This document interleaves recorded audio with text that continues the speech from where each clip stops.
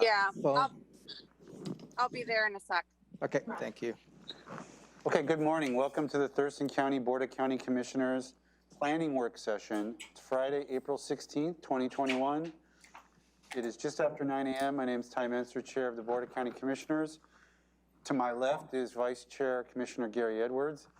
To his left is County Manager Mira Chavez. We have Public Information Officer Megan Porter, and our Clerk of the Board, Amy Davis. Commissioner Mejia is joined virtually and will be in here shortly. And I see Director of Public Health and Social Services, Shelley Slaughter. We have various topics. We'll be working all day, and this will be live streamed through YouTube channel, so the public can follow along live or at a later point, or join through the conference line at 360-252-9020. The PIN is 1234. And I believe County Manager wants to, has a couple of topics, preliminary topics, just as updates. More information is and a follow-up. Yesterday, I sent an email announcing that the Public Health Social Services is going to have a Government Day vaccination day on April 19, Monday, and that is geared to government employees. It includes the state employees, county and city employees.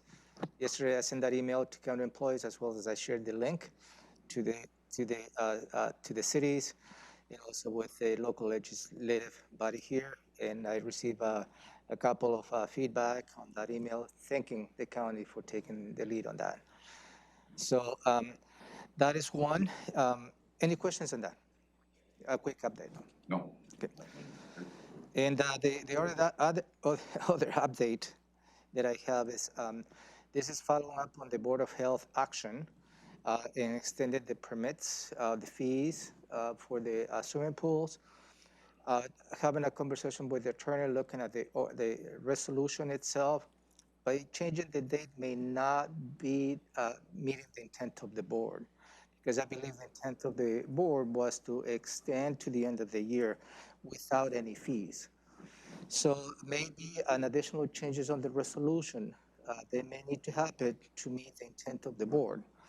So whether that requires a special Board of Health meeting, which I will schedule as soon as possible, or maybe just be a simple change on the resolution, because the intent of the board, I believe, was that. So I just want to give you an update on that. And as soon as that resolution is in place, we'll send a notification to all the individuals affected by this action, so they know what to expect. Okay. That's my update on this too. Any questions on that? Okay. So into the agenda topics. Item one, and we'll do very informal today, like at all of our planning sessions. You don't need to be recognized by the chair or anything. Just speak up at any given point. But the first topic, I'll just kind of guide us through the topic. So topic one, citizen appointments to boards and commissions. It's a couple subtopics, but I think there's a few issues embedded in that we've kind of touched on over the last couple of years, and maybe we can sort as much of it out as possible this morning. Yeah, so we're going to walk you through, it may be a little bit boring what we're going to go through this morning, but I think is timely. One is to hopefully go through each of the advisory committees in which the board appoints citizens to represent your interest or the interests of the county.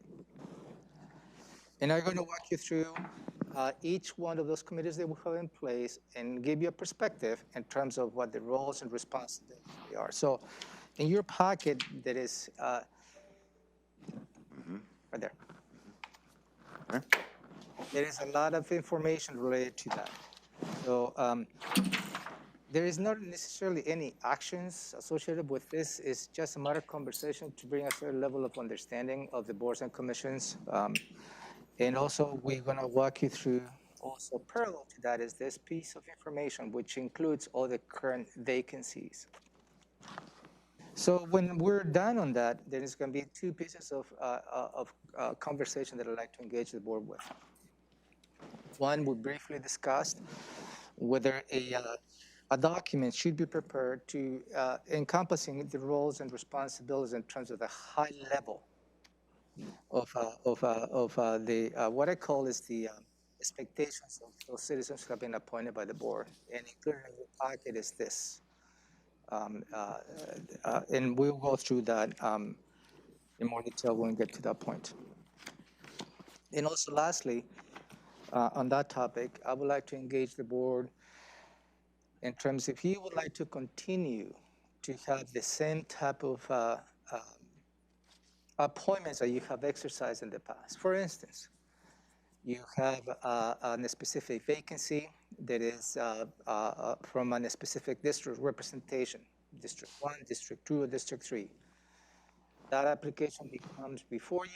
You have a conversation on the board, and the board either exercise a unanimous or not, or a split vote, and you go through that process. The question that I will ask the board at that time will be, if you like to change that approach, where a representative from a specific district, whether that commission within that district should have a stronger weight, that's my words, on that appointment. So we'll get to that point, but that is the overall conversation that I would like to have with you this morning. Real quick, I see this KITSAP handbook, and if this is responsive to my comment, I had mentioned Kittitas. No, it's an example. Okay, I just forwarded Kittitas to Amy in case she wanted to print it or whatever, Yep. if it comes up. So we just went through and found some samples. Okay, I just wanted to make sure that was, the names sound familiar sometimes or similar. KITSAP's in here as an example, Okay.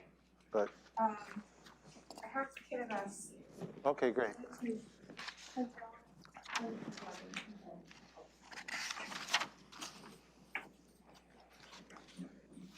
Okay, very good. So you're going to walk us through this? Okay. So I'm going to start on this packet. Ag business? Starts with the ag. You have a clip. I'm going to start with you on.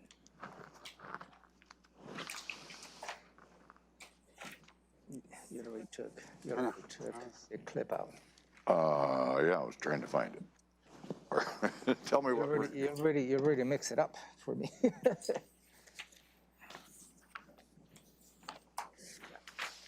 So let's keep it like this, okay, for now. So, and that's what I said. We're going to go through this, keep this, and this. So all these three pieces of documents, Okay, okay? got it. So we're going to start with this document. Got it? So this is the Agricultural Advisory Committee. The staff liaison is Nicole Ross. The chair at this point is Mr. Richard Mankemeyer, Vice Chair Johanna.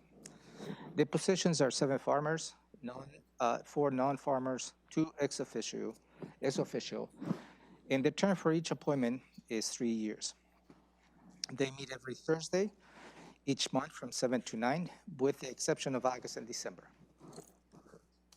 Member requirements: interest in the Thurston County agriculture industry, non-farmer members, and commercial producers of food or forest crops, farmer members. This is obviously appointed by the Board of County Commissioners, and the authority was given in 1978. There is no compensation on those boards as volunteers, and the roles and responsibilities is to advise the Board of County Commissioners on matters related to agriculture. The next page gives you a little more detail on the Agricultural Advisory Committee roster with the specific names of the different members. Yes, sir.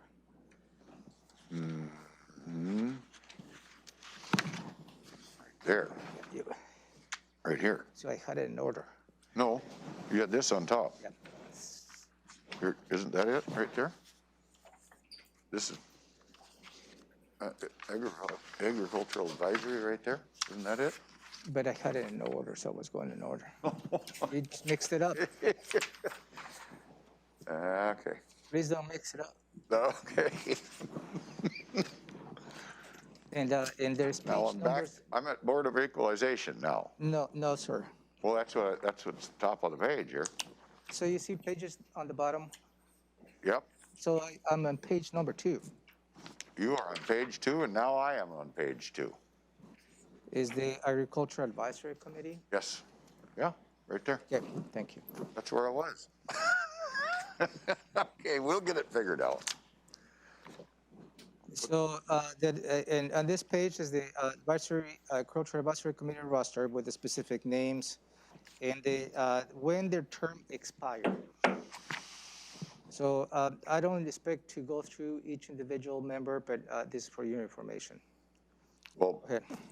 I tell you what, Beans, we were talking about that yesterday, and now that we're talking about it again, I might mention that I took the liberty yesterday of calling Mr. Menkemeyer, just to find out a little more about, what you commented on, Chair. And what I was told was, first of all of their meetings, they YouTube, or they video the meeting and put it on YouTube. So there should never be any question about what took place at any of their meetings. And he said the meeting in question, you brought up some issues on it, is on YouTube if anybody's got any questions about it. And what happened at that meeting was they did not present a video. The discussion was, if we're going to present a video from one group, then we ought to have the other group. And the other group, it was, and to be honest with you, I don't know if this is a Zoom, I guess it's a Zoom meeting, I guess. Is that what they've been doing, Zoom meeting? Anyway, in the end, they didn't present a position from either group, the video or that. And seemed like a pretty fair solution to the problem. There was a disagreement as to how they ought to proceed. And if there's any questions about how those meetings are handled, they're all on YouTube. So I just, Yeah, good to know. I know they had a meeting last night, but I wasn't able to attend, so I don't know any more about it. But that's just the background for as we come up to that appointment. My question, Romero, and this relates to all the committees, is so on the roster, you've identified what district they live in, but that's just for information, right? This isn't a one, like what I'm interested in is when the boards are required to be from a, we have 3 slots for District 1, 3 slots, like the Planning Commission, 3 slots for District 3. So I don't really care where they live if those are not designated district slots. So I'm guessing on the Agricultural Advisory Committee, because I don't recall there ever being a question about having certain number from, it's about having farmers and non-farmers. That is the key. That is not a district-specific appointment. So That is the big difference. please let us know as we go through which ones have district-specific designation. We will. So in this case, you're absolutely correct. The way it was formed, this committee, was to make sure that you encourage farmer representation, not necessarily from a district-specific. Is a at-large appointment. Okay. So on this advisory committee roster, you talk about Mr. Menkemeyer, who appointment expires here in next month, and Patricia Levine also expires. So we have not received a request for reappointment from her, have we? I thought we actually made the reappointment. Okay, so we need to update that. Yeah, I thought so too. So this has been updated. And as you can see, Johanna's appointment is coming up. As well as Jaquita McClure. That will be part of the conversation. Kita also got, I thought we reappointed her too. We reappointed her as well. Reviewed her application, and then Okay. So Ramiro, just so I just want to make sure we use our time most effectively. What is in terms of going through the people like we are right now, what is the point of that? What are we trying to accomplish? So I was asked to bring all this information just to have, for you to have a conversation in terms of what is the role, responsibilities, and the objective of each of the advisory boards and committees. Yeah. And commission is also to give you a perspective of the current vacancies they have when they might be expiring. And that is what I believe the direction that I received in this item. So I'm planning to go through all the boards and commissions just to make sure that if you have any questions in terms of roles, responsibilities. I agree with that, roles and responsibilities. I don't understand why we would need to go through the vacancies and the expiration dates of because we do that every Tuesday morning and Just informational. there's no policy decision to be made on that. There may be a policy, that's what I wanted to go back to the last item that I highlighted to you is when it's district is specific, is the board interested to continue to have the same type of conversation and appointment that you are going through this? An application is submitted, an application is reviewed by all the three members regardless of the district representation, and then you make a vote. Collective decision. Right. So that's what the purpose of that is, because some vacancies that might be coming up may fit in that category. Yeah, but again, I don't think that requires us to go through the rosters, Okay. just to try to be more efficient with time. I'm with you on that. So then Agriculture Advisory Committee, additional Agri-Tourism Advisory Committee, sorry, to be confused with the Agriculture Advisory Committee. The staff person is Jeff Bow. The positions are 7 committee members in total, 2 years appointments. We don't have information about the chair and vice chair on this one, but we'll get to that. I do, just a moment, please. I'm just trying to get this all figured out. So we're switching now to I'm on page 3. the advisory committee where Jeff Bow is the, I'm on page 3. got it on the page number. Thank you. So the roles and responsibilities, this is a little bit different than the Agriculture Advisory Committee. Is it more related to, tourism associated with agriculture? So I'm not going to be reading you the roles and responsibilities unless you want me to. What is but again, what I really want to know is 7 committee members, but there's no district designation there, it's just at large? It's at large. Any 7 people, okay.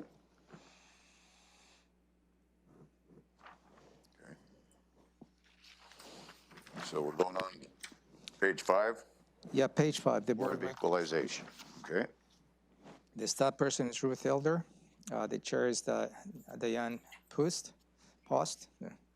Vice chair is John Morrison. There's usually 3 regular members, but it's always 3 alternate. That also has been the makeup of that. Just in case. It's a 3-year terms, and there's no term limits on this one. And the Board of Equalization meets around they don't have a specific date, but they meet based on the needs of some of the appeals they hear. Now, I think this board, isn't this appointed by the commissioners, and each commissioner, doesn't each commissioner get an appointment? I mean, there's 3 commissioners and there's 3 board members on this board. Yeah, I believe it's at large. All 3 of them are at large? I believe so. Does, I guess, does that make sense? Does that give true representation to each district commissioner? And I don't know, this is something I think that's set up in state law somehow, I believe, isn't it? Right. Yeah. It's an RCW referenced. Yeah, so I don't know, but it seems to me that would be the way that it ought to go. Does anybody know the answer to that? Of what? If there's a specific district appointment by commissioner. There isn't. That's Okay, and that, you're sure of that? well, that's how it's been set up. Well, I know it's been set up that way, but sometimes we find out that we've got a law in place that, oh, we weren't following that the way it should be. I just bring it up as an issue. Well, that's the point of conversation. If you want me to explore that option, you need to have a conversation with your teammates. Okay, I would certainly like to know that we're following the law. That's all I'm saying. We are following the law. No district, good. That's all I need to know. Thank you. Okay. We're good. Well, obviously, you didn't believe me when I stated that. No, did you say it was no? No, there's a large. Oh, okay. So- Good enough. You were saying, you were correct. I mean, I believed you that that's how we are doing it. I don't know about sometimes whether the statute would allow us to or not, or require us That's to all, yeah. have a district is a different question. I don't believe so because this is very, as you can tell, this is an interesting board that really hears appeals, and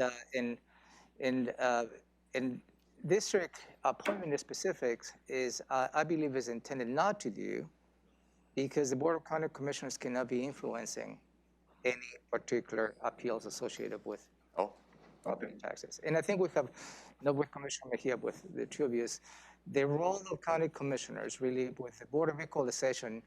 I think the Board of County Commissioners needs to stay a few feet away from that because you don't want to come as trying to influence the outcome of any appeal related to. kind of like the wage group, that same kind Yep. of a thing? Okay.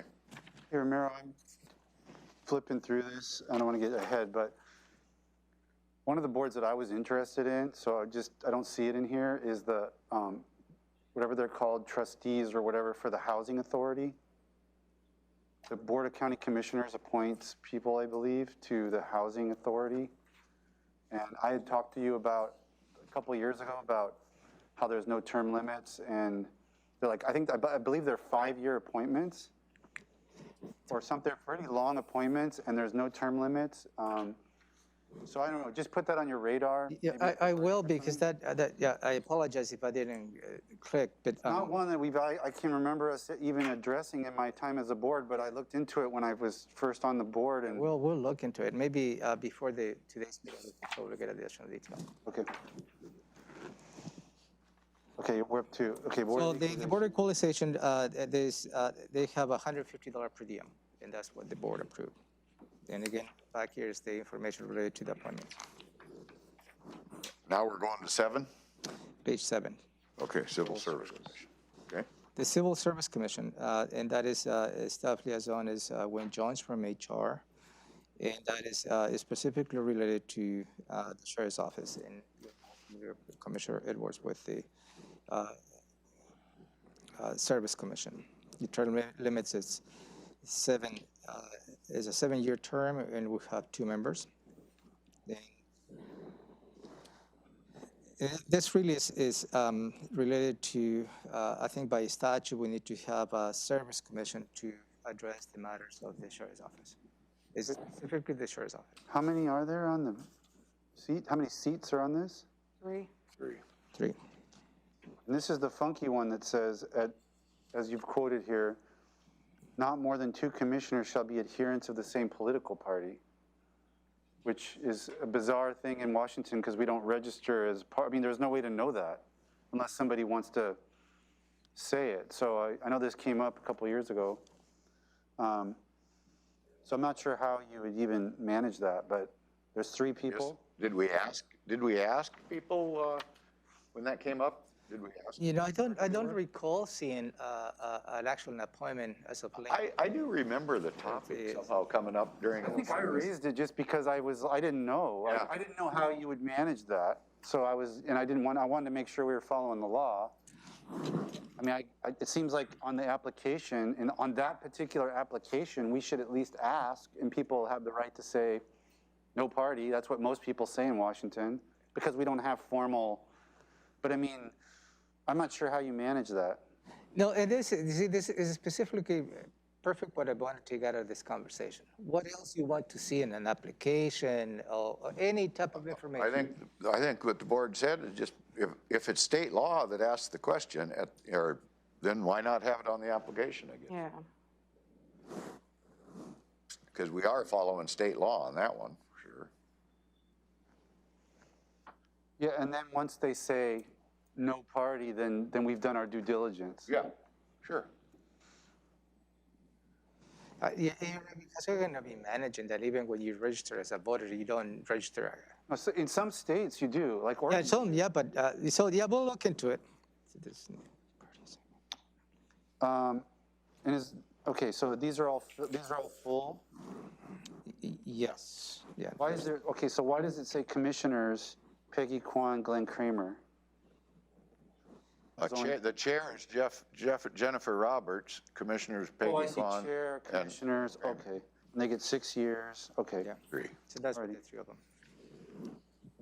Peggy Kwan used to be our HR person, I think, wasn't she, Peggy?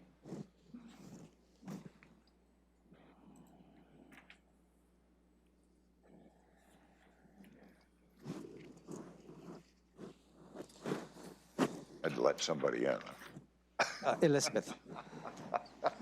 Okay.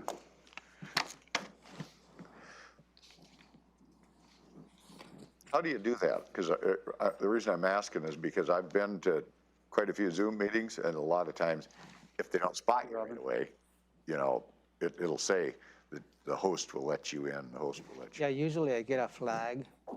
Okay, but you have to be looking at it then to see it, right? What is this? Yeah, that's what, That's what, yeah. Yes, I was about to Okay. ask. So we're wondering what the next document is, Romero. It's page 9. 9 and 10. What is that all about? Current Use Advisory Committee. Why does it say agricultural at the,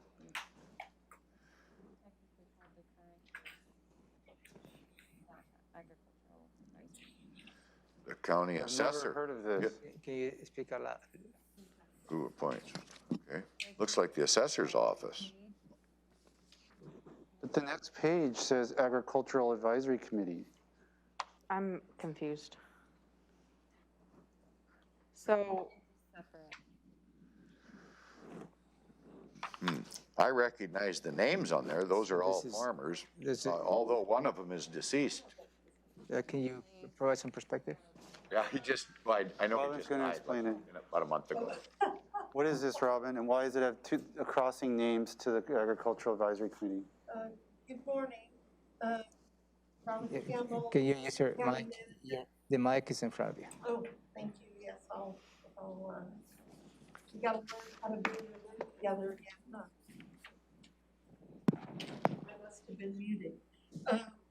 So, Robin Campbell. Is- Can, can you turn the mic on? I thought it was. Yeah, there you go.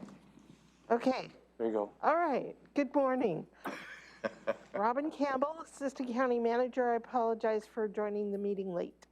The Current Use Advisory Committee meets once a year and advises the assessor, who then comes to the board with a recommendation on designating land as, as In the farm category or Right. something, yeah. right, so for tax exemption purposes. Yeah, okay, that makes sense. Okay, well then the roster needs, if it's called the Agricultural Current Use Advisory Committee, then the roster needs to have that title, because the roster then says Agricultural Advisory Committee, which is exactly the title of another committee. Yep, we'll change I it. agree.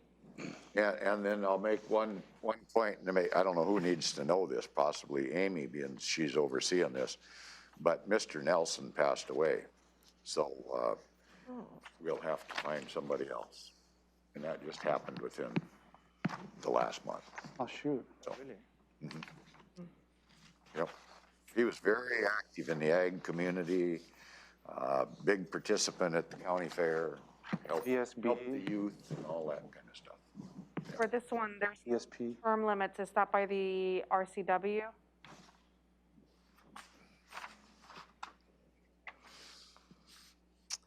I think it has to be a term limit. I don't think it's any appointment should be, I have to say, I'm not Would- sure. would- The would- reason I say that is there's some long appointments on here. And I don't know how they all got there, but they're there. Date appointed 1976 for Mr. Nelson. Yeah, yeah, Rick has been on there a long time. So that, Value doesn't specify. so this will be a good conversation whether you like to implement some term limits. Well, I'd like to have input from the assessor possibly, if it's the assessor that is the beneficiary of this particular group. Because I know we make, the Board of County Commissioners, don't we make some kind of a tax? They bring something to us and say, so-and-so's in this certain tax category or something, or is that something else? No, I think what you're talking about is the open space. Oh, okay. And Okay. the assessor has a program of open space. All that of has his own. specific criteria. And sometimes some citizens no longer fits the criteria the assessor has for open space, which includes a tax exemptions to a certain extent. So when those individuals don't need the assessor's open space, then the Board of County Commissioners have an open space program, and you have considered those in the past. Well, everybody else on there is still a farmer and active as far as I can see. So on this committee, you want us to explore term limits? Well, hold on. When you say term limits, I think what you guys mean is the length of the term, not the term limits. Because term limits would say, okay, you can 5-year term, you can only have 2 terms. Okay. I don't care about term limits, but I do think if it says 1 year or until successor appointed, we should maybe have 5-year terms. That way the board can review them.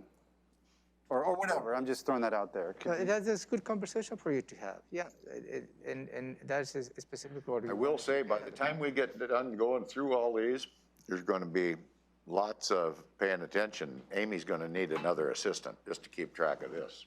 Because it's pretty complicated stuff. It is, but it's kind of a mess. Which Well, that's that's the purpose of this conversation, because I don't think we have not had this conversation in all the boards and commissions, really. It's not- I agree with even know 5 this years. one existed. Yeah, me neither. you go. I was like, what, are we reviewing this again? But I agree with the 5 years. How about a review after 5 years? Because otherwise, we're going to have a hard time keeping everything filled. That's all. That's my input. Well, I'm saying no limits. I mean, if they want to just, they can request to be reappointed and Sure, we'll just go, sure, yeah, yeah. great. But we'll You're still alive and you want to do this. at least a 5-year review from the time of their So appointment. we How's will that? be exploring Okay. a 5-year appointment. You might need another assistant by the time we get done here. Okay, we going on to page 11? Yes, sir. Emergency medical, okay. So this is the EMS Council, and I believe all of you are aware of this committee, unless you want me to go more specifics. They're not by, are they by district or? No, this is a large. They say though, like on the roster, there's citizen at large, District 3. Oh, okay, this is one where there's a lot of elected officials. Elected officials, fire district representatives, so it's not just the county is part of one of the many. Although the at-large folks seem to have a district assignment to them.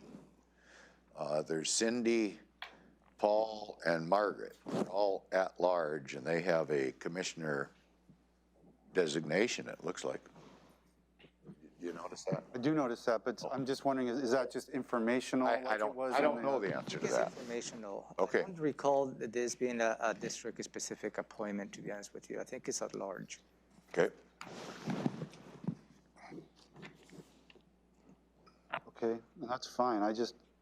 When we have that conversation about specific appointments, I need to know which committees are at issue.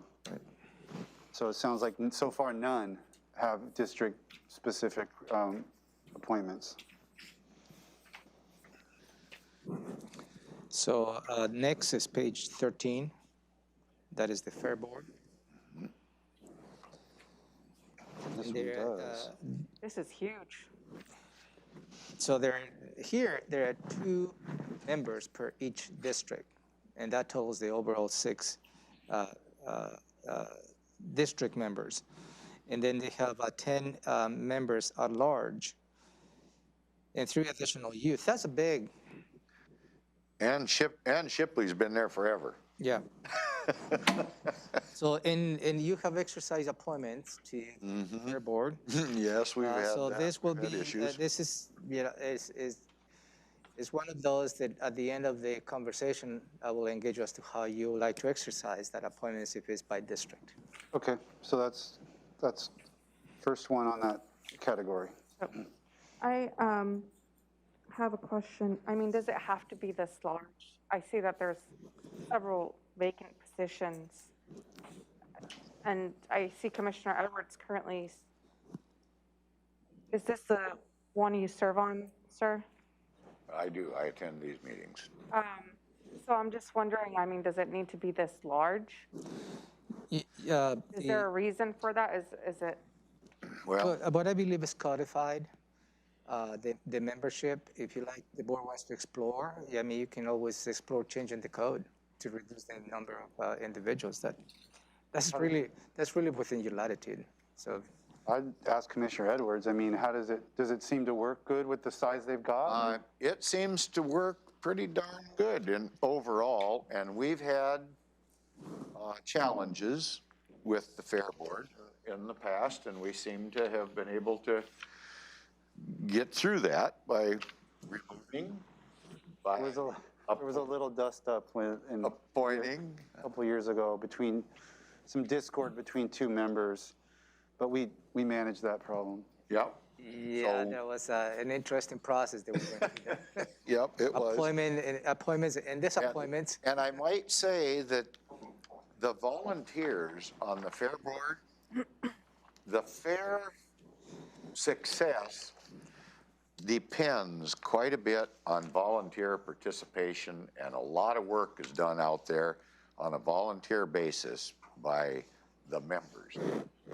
So if you go out there today, you might find they're getting ready with a flower garden, or just a lot of people, and I'll use Ann Shipley as an example. She has been there for, He has been there Long. since '91. Yeah. She's been there quite a while, and she's at every meeting and just does a bang-up job. Now, she's got some health issues. She went through a stroke. You got to pay attention to what she's saying, because you can't understand it quite as good as you could before that. But boy, you talk about a workhorse, she is still charging. And a lot of other folks out there are hardworking folks. That's all I can say. Sounds like you're saying that having a big committee kind of keeps more people invested. Yes, and involved in the different projects. My next question in relation to that, I mean, have these vacant positions been filled before? I'm seeing 4 vacant member-at-large positions and then 1 youth. And so I'm wondering, I mean, is the commission right now as it is that good? Does it function? Can it be shortened up? Because I just hate to have all these vacant positions open if Well, we can't get the volunteers to be on them. It's worth putting a little bug about, do you know anybody? And to them, saying, can you want to do a little recruiting, because it's worth doing. And I will bring that up at their next meeting if you want. That'd be great. 'Cause I yeah, didn't actually know we but had even that. really within your dealings with the members of the community, I mean, you can put a plug in on seeking for volunteers from the many different boards and commissions. That is also, I encourage you for all of you to do when you meet. We have done that. So we've put out before through our media process that we're always looking for volunteers. Maybe we can refresh that request. Yeah, We got a newspaper article, right, with Meg, I remember being recently. interviewed by Sarah. That helped, we got a few applications out of that. Applications. I guess my point is, I don't see any problem having the vacancies as long as if that's the right size. If it's functioning. Committee, the fact that things are vacant is okay. If it's too large to be effective, then that would be a reason to slice them down. But if it's functioning, and it would function even with the extra members, then there's no reason to not have those available for people that want to get involved, I guess. Yeah, That makes sense. okay, that's fine with me. I don't know, that's just my thought about it. I would say that I really do think, these folks put a lot of effort in, and they seem to function fine if there are some vacancies. But I will say, I'll take advantage of being the old guy here. I've been around a lot of service clubs and things, and community action clubs, and Chamber of Commerce's, and all that kind of stuff. And I have seen a steady decline of membership participation, whether it's a Lions Club or any of the other clubs that are assisting the community through different, I don't know, there's an animal group, the Kiwanis and the Lions and Eagles and different ones. All of them, though, seem to be going down in membership, and you go to some of the meetings and it's just some old folks that are still there. They're having a hard time retaining interest by the community. I think it's because the community is so busy doing their thing. I don't know how things during this virus time, but that's been going on for quite a while, where they've had a tough time getting participation in all facets of our community. Yeah, that's a good point. Yeah, it's some community organizations are having difficulty Yep. recruiting. Yep. I just think if people can, there's more ways for people to connect to other people, online clubs and more specific interests. I suppose, yeah. I mean, these groups used to be the way you would connect to other people, and now there's other ways. Well, I was around before TV. Yeah. And before TV, there was all, like the Grange, boy, you go to a Grange meeting, I was just a kid, you know, going with my folks, but geez, there was a lot of folks that participated. They all brought a dish, and we had a meal and stuff. But since the advent of TV, I will say, it's really went down. And then all the other, you know, the internet and everything else that's come along. I guess it's just evolving the, you know, human nature, adopting We can blame it on thought Facebook. processes. Like, So that's your historical young people report. don't use Yeah. Facebook anymore. Oh, that's for old people like me? That's for old people. Now Facebook is old people? Yeah. God, I haven't got there yet. I'm gonna work on that. So what is the reason? TikTok or? Yeah, TikTok's the new Boy. trend. The next one doesn't have a title. Is this Historic Commission? Okay. I'm gonna put a title on that one. The next one is what again? Page 16 Yeah, doesn't have what's- a title. What's the title? What is the group? Historic Commission. Oh, historic, yeah, okay.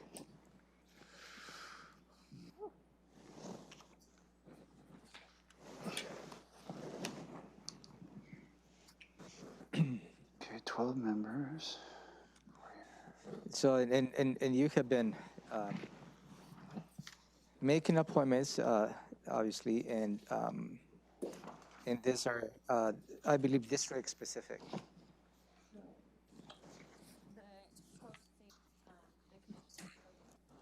Is that large? And shall be composed of 12 members appointed by the county commissioners, with 4 members to be nominated by each county commissioner.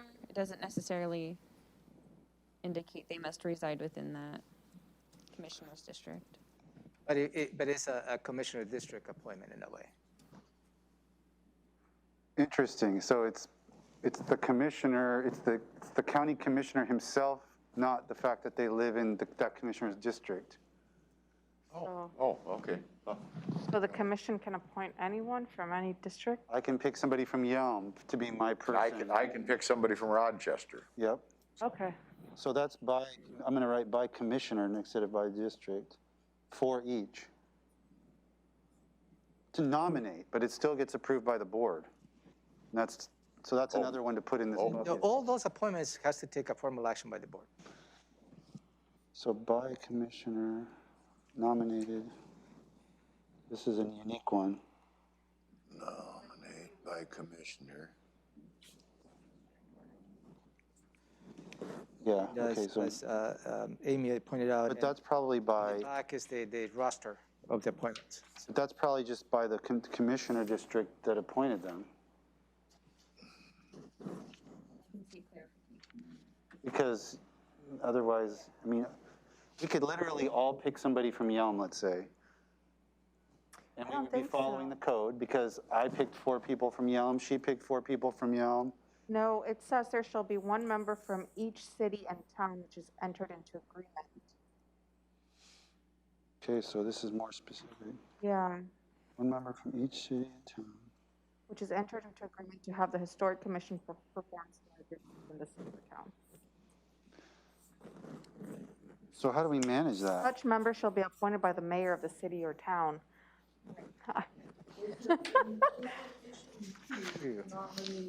Okay, I do think in the old days, the commissioners weren't quite as busy as we are now. Well, you know, this is all Thurston County code. I know, This- but I'm this is what just it saying, is. who's I had said time old, to but This is do really, some of this? this is really complex. And then those members can only vote on matters within the jurisdiction. So the cities appoint someone, but they don't get a vote unless Unless it's in their deal, their jurisdiction. jurisdiction, yeah. Well, somebody went to a lot of work and wrote So this I don't know out. how the chair manages that. Honestly, this is one where I would think we should explore simplifying. This is too complex yeah. for given where we are. I'm with you. If we just say, I mean, I don't mind to keep it as, commissioner appointed, but then period. I don't like the whole thing about cities and limited votes and, Ditto. But even through history, this commission has not really been, No problem. I mean, giving you any feedback or any Oh, yeah, they give us- they give- controversies. they give us You know, feedback. They develop a nice book. yeah, I understand, but you never know. And I mean, if So you if say the point is to clean this up, then Explore. this one needs cleaning up. Yeah, this one needs cleaning, I agree.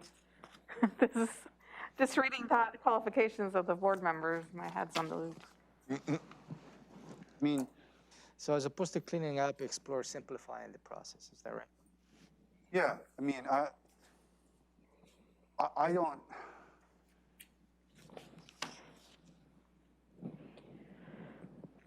Okay, yeah, I mean, I would even question the idea of because you can kind of achieve the same, if you flopped it to district representatives, then you kind of achieve that geographical spread without having to do the thing with each city and limited voting and everything. So maybe we explore changing it to be like the other ones that are district specific, right? Where you have 4 from each district, done. And then the commissioners can make those nominations or whatever, we can talk about that. But this is to have a complex system that doesn't match any of the others, I'm not sure that is. How about if we make these changes, at least we honor active members or something, so we don't knock somebody off. Yeah, no, that's. What do you Yeah, think? so the direction that I have is to look at the opportunities to simplify in the Yeah, process. So at that point, when the staff is coming back to you with. then we can make that decision then, okay. I think at this point, it will be difficult to. Yeah. Are we going on to 19, and that must be the weed board? Yeah, that's the noxious weed. Yeah, the title is No title on it. Okay. There's noxious weeds, page 19. Okay. So this is an interesting board, and this is 5 districts on this, which are, this is not aligned to any of the Board of County Commissioners districts. You know, I divided the county up in 1987 into 5 districts. I wonder if that's what they use. You know, this may be a window into the future. Yeah, because if we have our 300,000 folks, So on this pocket, You have a map? yeah, and this pocket, is that where you're going now? no, it's just to give you this is the 5 districts. Oh, okay. 2, weed Take a board? look at that. You know what? That very much looks like my district that I put in place. Well, except this would not be, I can tell you that this would not be equalized population. Oh, No. no. This was taken into is about- consideration This is mainly geographically as geographical. well. Yeah. Right. Because Yeah. District 2 doesn't have that many people. Like, we always had like 2 or 3 deputies assigned to 3. No, I was just more of a tongue-in-cheek comment than. No, but I honestly think if you did it by population, it would be a variance on this. Yeah. Well, if it's by population, you will see the district, the urban area will be a very small district. But yeah, it would In kind of geographical rotate this area. way, but that would be the general. But, and I don't know, I mean, I know I was not considering municipal populations when I did this. We don't serve those folks Yeah. with the sheriff's office, you know. They have their own PD. Right. I would be in District 3 on this new one. 1, 3, and 5, we would have covered. Okay, so what do we got for the noxious weed? We have 6 people, 5 voting members by section of the county.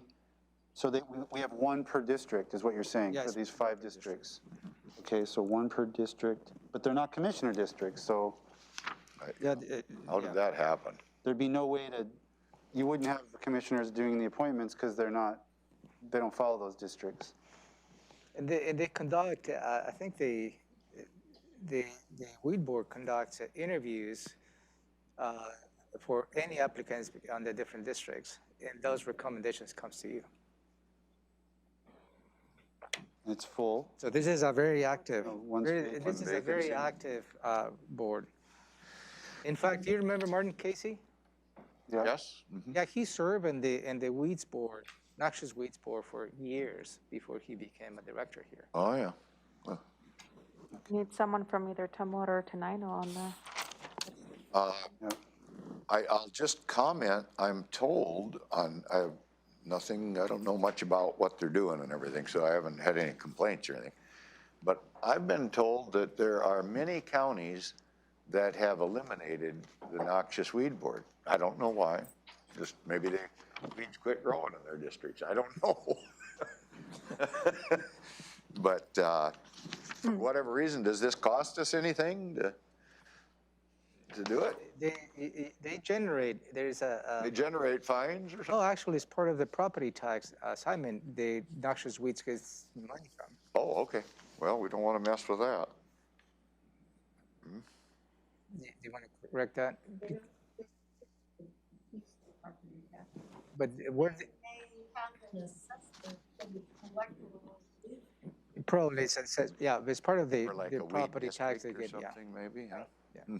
So they generate, yeah, they have their own fund. And they are established by state law.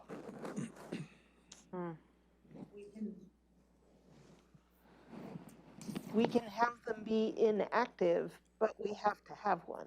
okay. Huh. Well, at least you've got Tim Wilson there as your staff person. You can give him the duty of reviewing it.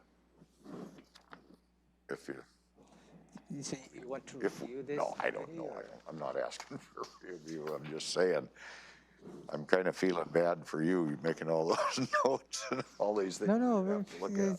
this is, I'm not going to be looking at it myself. I know, This is the direction that you're giving me. Oh, yeah. Okay.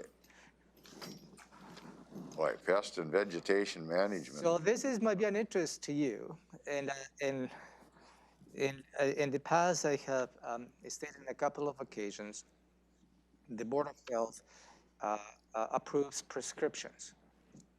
Yep. Prescriptions of and those are chemicals to treat a specific, treatment.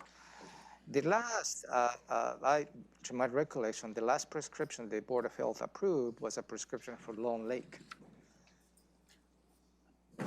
And also I mentioned that time there is a committee of experts. They look at the many different prescriptions before sending a recommendation to the Board of Health. So the Board of County Commissioners don't approve prescriptions to the Board of Health. So this is the committee that receives proposals and prescriptions, and they go through that assessment. So This isn't just about lakes, right? This is, all prescriptions.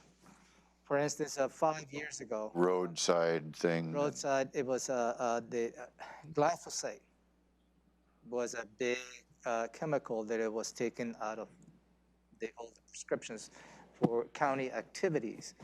And then the next board put it back on. So that's how. I think for simplicity, and because I was here for that, and I think what it was we wanted to follow the state guidelines. And I think that's where that came from. Whatever the state was using, because it was pretty complicated, if I remember right, about how we were doing things. One of the issues was safety barriers along roadways that required staff to be out there by hand, dealing with growth where they had the barriers on corners and places like that. And how does the state handle it? And that was a budget thing, if I remember right. And It was it's particular to that item. It's a long history. It was related to the glyphosate. And glyphosate is the main chemical used in Roundup. yeah, Roundup was the issue, I think. And at that point, when the board was discussing eliminating glyphosate for many prescriptions the county uses, including the roadside treatment, that was one of the consequences. Eliminate it because you don't have that effectiveness of the chemical. It was manual labor that needed to be included.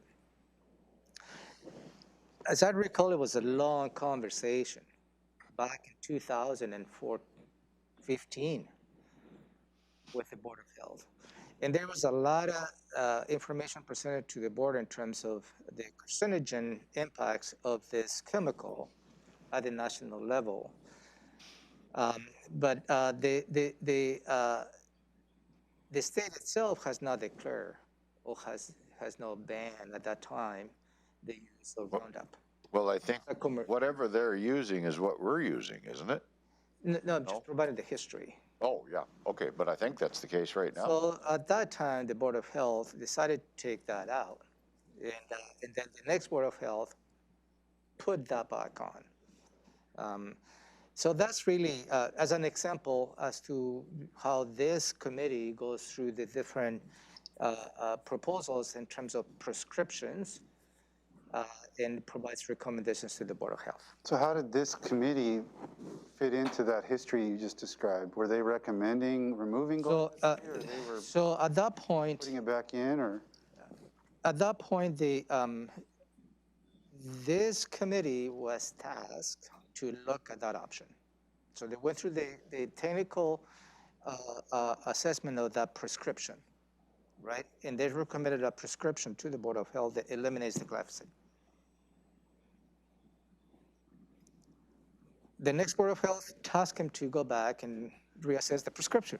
So it's really the technical assessment of the chemical components of any prescription. So they really didn't have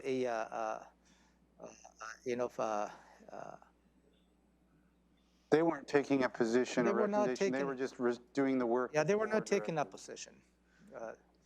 Well, this is kind of off point, but I was just looking at, we have a county analysis of that particular chemical, and it basically says, the EPA says it's okay, but some other respected organization says it's horrific. And so because there's this discrepancy amongst agencies, they've considered a least preferred alternative. It's not banned, it's not front and center, but it's in there, it's in the prescriptions. Because there's I guess a difference of opinion as to how harmful it is. And you probably know the national level has been litigation against the producer of Roundup, which uses glyphosate. And they have settled on millions of dollars for individuals who have died. Because, as I remember, because it was interesting to me at that point, it was the length and the level of exposure to the chemical, right? Like anything else. So those individuals who died, they got compensated because of the exposure. I mean, they were exposed on a daily basis due to their work, and that chemical Yeah, was it's absorbed by the skin. People who were applying it and not properly protected were getting killed. and it was not necessarily because you needed to have a mask, you know, because that chemical gets into your skin. It's absorbed by the skin. Kind of like Agent Orange, Well, same kind of. But anyway, so I figured that different this discussion, but committee tying might be this back to this interested. committee, yeah, like I'm just, so I guess you explained that, but then in terms of the structure, what do we have here? We have, looks like we have 2 to 3 have to be agriculturally oriented, 2 to 3 have to be environmentally oriented, and the rest have to have toxicology. I mean, this is complex structure here. It's very technical. It's a very technical committee, and it's designed to be that way. And are we managing that okay? Patrick Soderberg does a fantastic He's job. kind of the expert in the field or something. Yeah, and I myself have attended a handful of meetings back in the day. I think on just to follow up though on what you brought up originally was, it seemed to me the discussion almost went back to, well, what's the state using on the state road that goes right through here? Right, right. Whatever the state was using is what I think the prescription ended up being, I believe. So, you know, so whatever the state is doing, and that's what we're doing, I guess. Seems like this one, we just need to leave the way it is because it's technically. Yeah, my suggestion, because it really doesn't, you know, to review the appointments for the commissions to make an appointment, you know, I don't think it will bring value, but that's just my 2 cents. You know, I did ask a question. This has to do with chemical use anyway. Ty, you brought up yesterday that the lakes had started using, you know, went from 100 pounds Yeah, to like to- 1,600 pounds. a big jump. 2016 to 2017. I think, but now, because I talked to the lake people, again, yesterday, I talked with the folks out at Lawrence Lake about that question. And they said over the last 3 years, so 3 years ago, so in 19, I guess, you should, if you look at that chart, I don't know what you were referring to as far, you had something. Chart goes through 2019.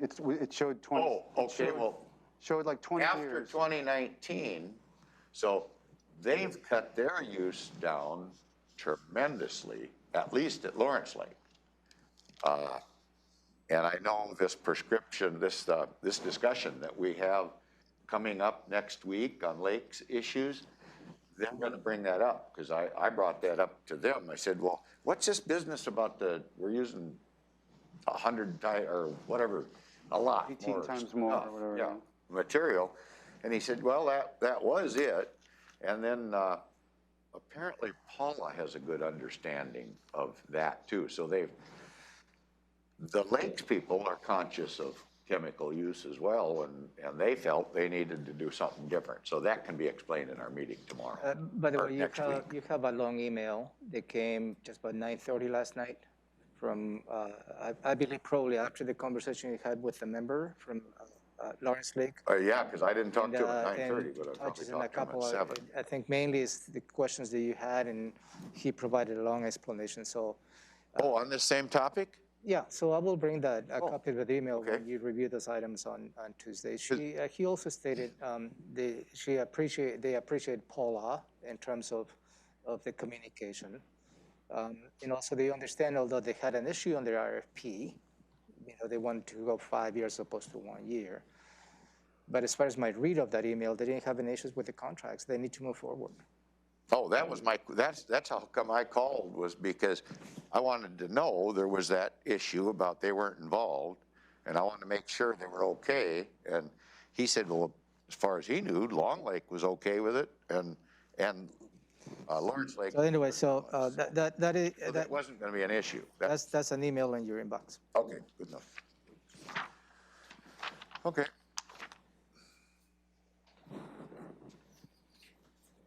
Next. 23? 23, Planning Commission, and I think that might be a good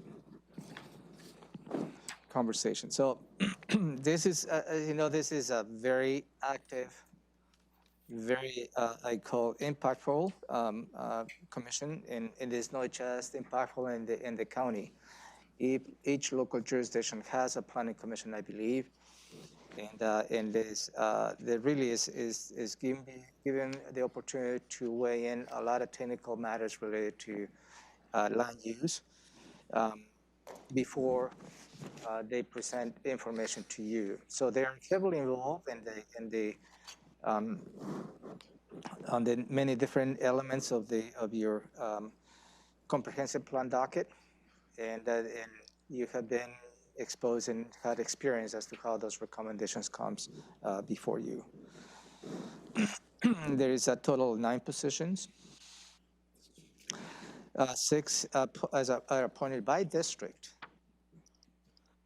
and 3 are large. And there's a 6-year terms, and they meet the first and third Wednesday, 6:30. So I will pause in here because I believe you wanted to have further conversation on this.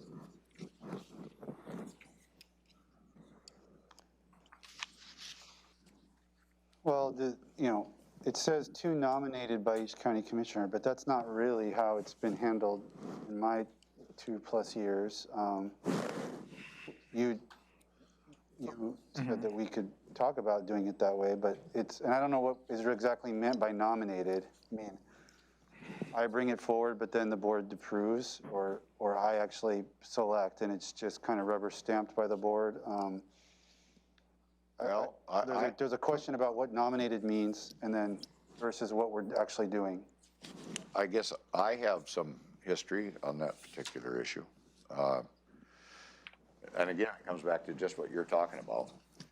Does it mean that 2 nominated by each county commissioner, so apparently each one of us do get to nominate, but then, so confirmed maybe by the board, I guess. And the reason I say that is because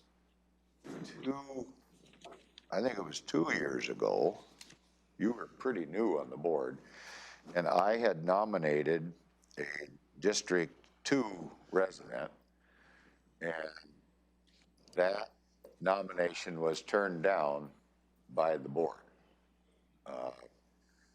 And the board then went ahead and nominated one of their own. So I don't know, I didn't make a big deal of it, but I don't know exactly what the I don't know what the RCW says. Does it say we actually get to make a nomination only and an appointment by the board, or does each commissioner get to do it? Or What the RCW says, RCW 3563020 says that the shall create a county planning commission consisting of from 3 to 12 members to be appointed by the chair of the municipality and confirmed by the council or board. okay. So appointed by the chair, confirmed by the board is what the law says. Okay. For municipalities? Applies to the county? This talks to cities or counties, and counties are quite often referred to as a municipality in the law. And you also have to look chapter 2.04 of the Thurston County Code. That's how you establish Right. also the planning commission. Okay, so what's it say? It's attached to this. Okay. 404. But if the law says one thing, the code can't just arbitrarily change it, can it? No. No, the law provides an umbrella. Well, no, but that sounds pretty definite, that what Robin read. And the planning commission established, and this is the Thurston County Code. Okay. All appointments to the Thurston County Planning Commission shall be made so that the commission's membership is composed of equal members or persons nominated by each county commissioner or a predecessor in the same district position. Each county commissioner district shall be represented on the planning commission by at least 2 persons residing therein. So it's pretty much aligned in terms of the nominated by a county commissioner. but then the appointment has to take a legislative vote. Right, not our RCW, but our county code goes on to say, the chairman of the Board of County Commissioners shall, with the consent of the majority of county commissioners, appoint the members of the planning commission. So it does align exactly with law, Right. but our code has each commissioner nominating someone from their district.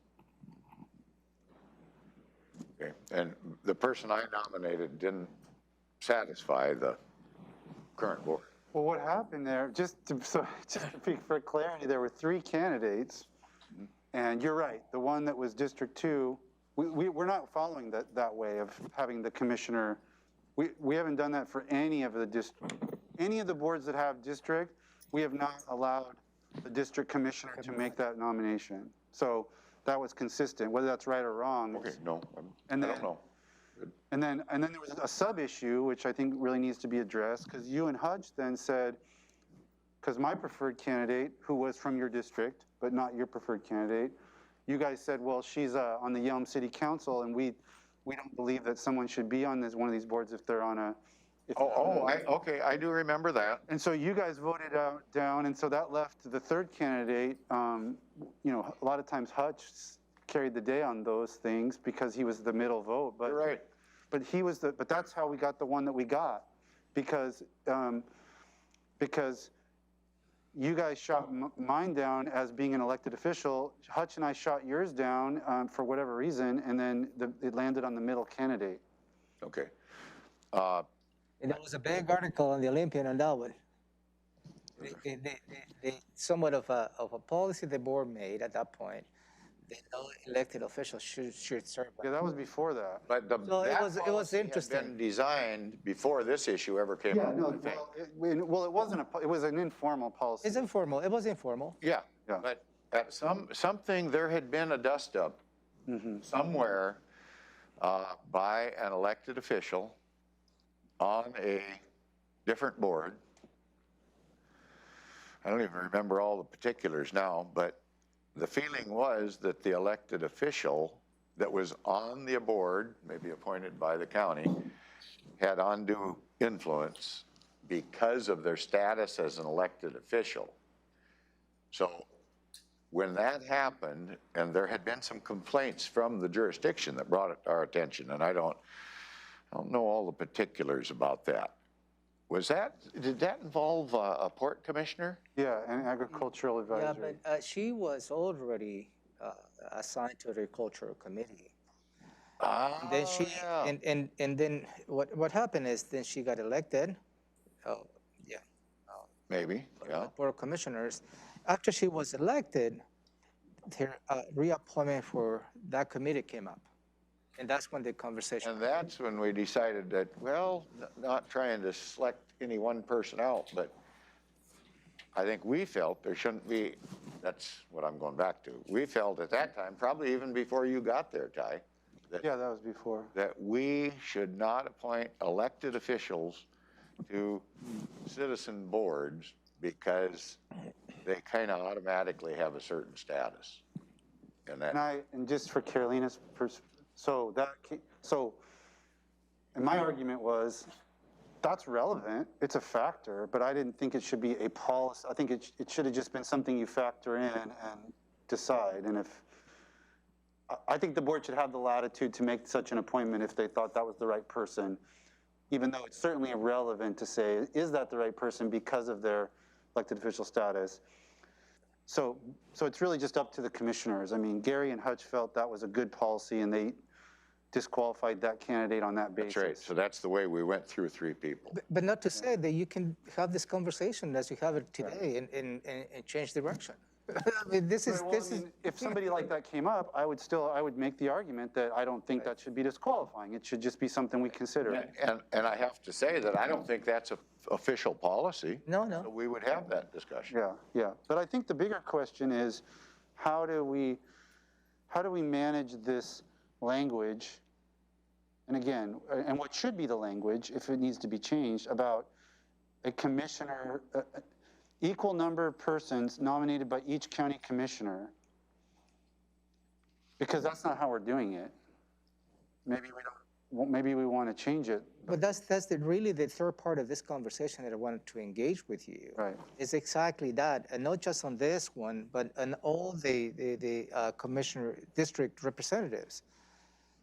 And again, an application comes, you reviewed it, and you just take a vote as a board, as opposed to what weight you want to have on those district specifics. I don't That's want Commissioner different. Edwards to feel, I don't want you to feel the way you felt, that if you thought that you should be able to make that appointment and then we outvoted you, that we shouldn't, there should be a policy on that, or a practice. No, I mean, I oftentimes get outvoted. I still respect your position. No, but I mean, whatever is the right way to do it. I think I've been thinking about this a lot. There's a lot of arguments on both sides for this. I don't know that we have very much leeway. The state law kind of lays out what to follow. Commissioner Mejia, what? For many of your boards and commissions, the state law does lay out exactly. So it's not like you can have the same process for all of them. You can't.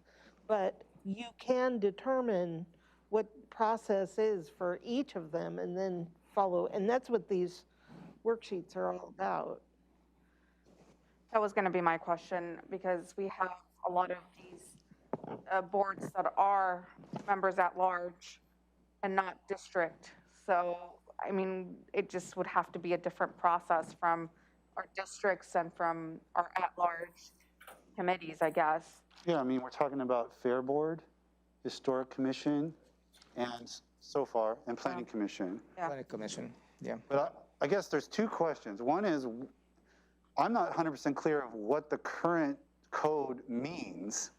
And then the question is, do we want it? Once I know what it means, then I can decide if I want to change it. But right now, I'm looking at the code. All appointments to the Thurston County Planning Commission shall be made so that the commission's membership is composed of equal numbers of persons nominated by each county commissioner or a predecessor of that district in the same district position. So each county commissioner district shall be represented on the planning commission by at least 2 persons. So I think what that means is that we each get to nominate 3. 2 of them have to live in our district. We each get an at-large appointment.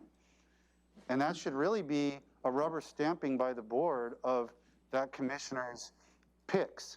Well, That's, I think, what it reads. well, I don't necessarily agree with that read, because here's nominating versus appointing.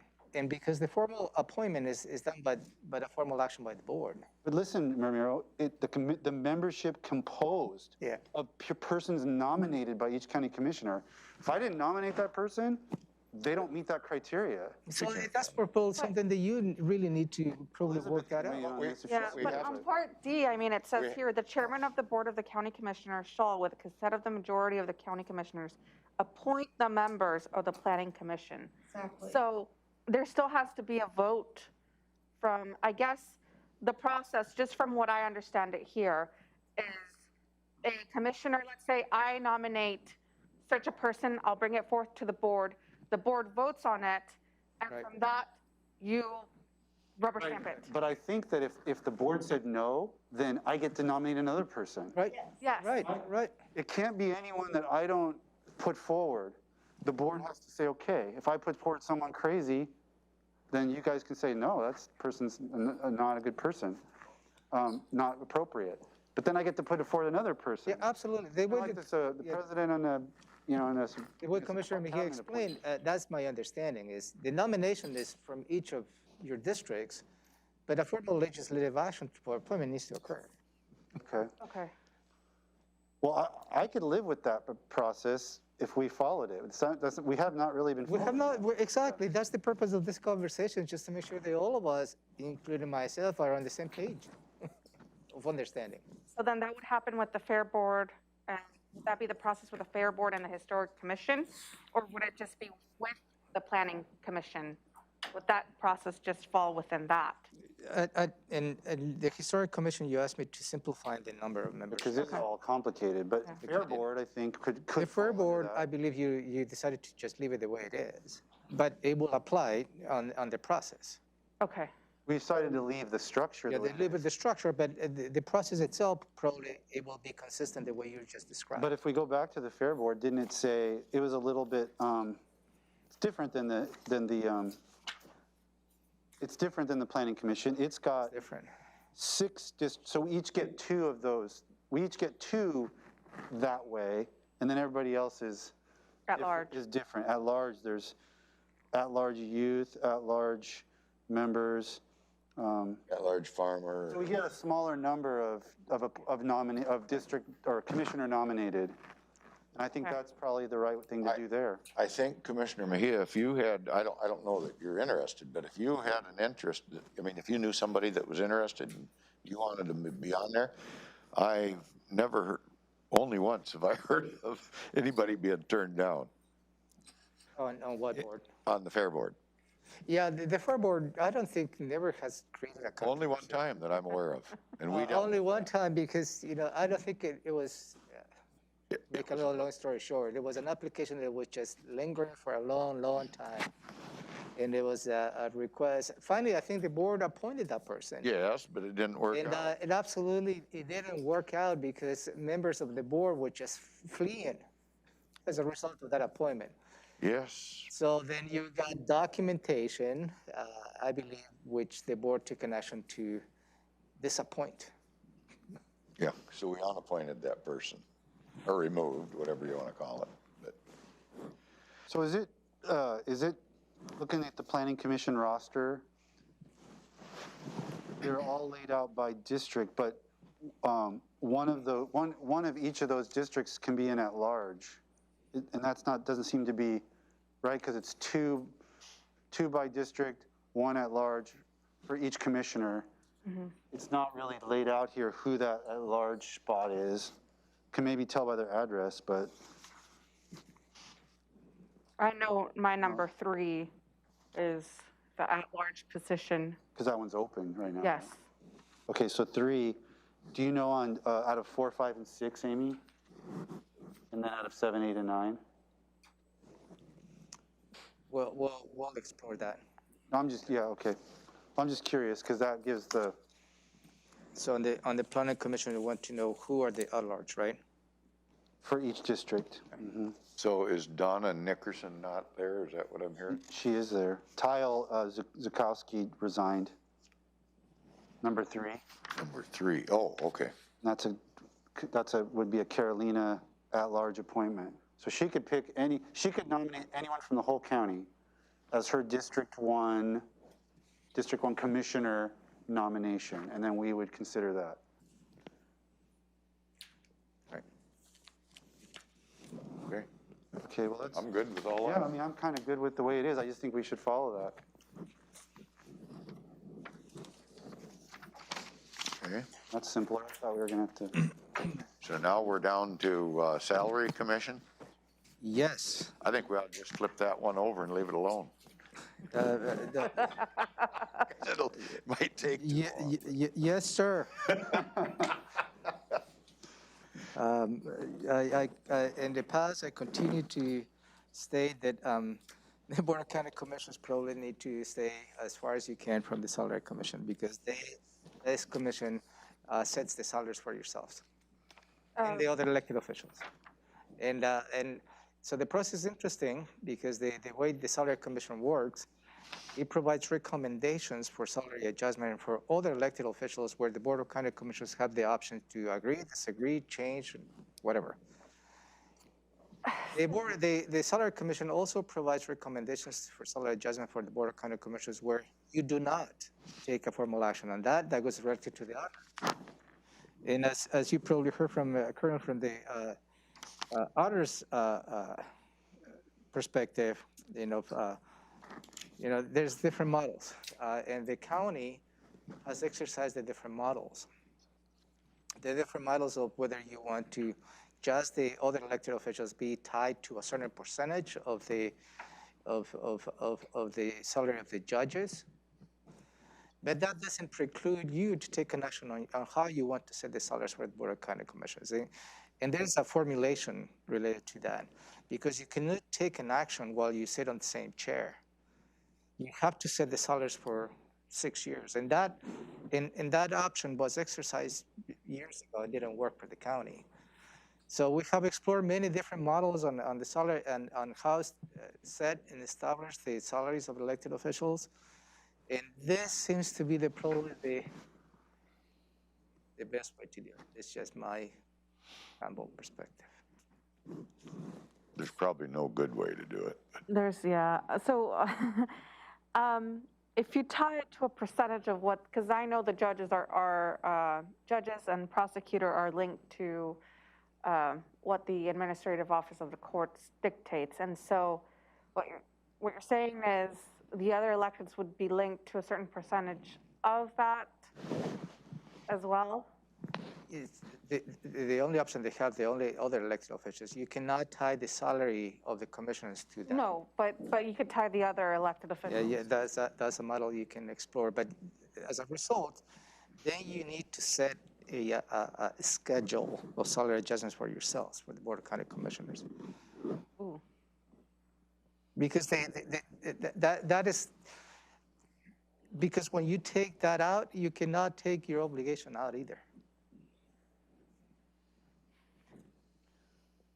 I'll tell you, It seems like every year this conversation. I'll throw in my perspective on that, what I've said all along.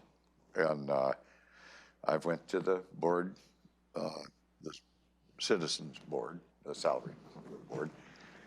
And I think I've done it every year. Somebody dug up some records, maybe Ruth did or something. So now I just go say ditto. You know, then I submit my testimony. And I say that you know what the job pays when you file for office, and that you should do your full term at that pay. And that doesn't always go over good with everybody involved because it doesn't allow for incremental increases with the cost of living. So I would not be opposed to having a salary assigned for the term, because you pay 1% of the filing fee, I think, for during your election. I would not be opposed to that incrementally increased due to the cost of living, the same as we do for all the other employees in the county. But what had happened in the past was there were big jumps that came about for different reasons.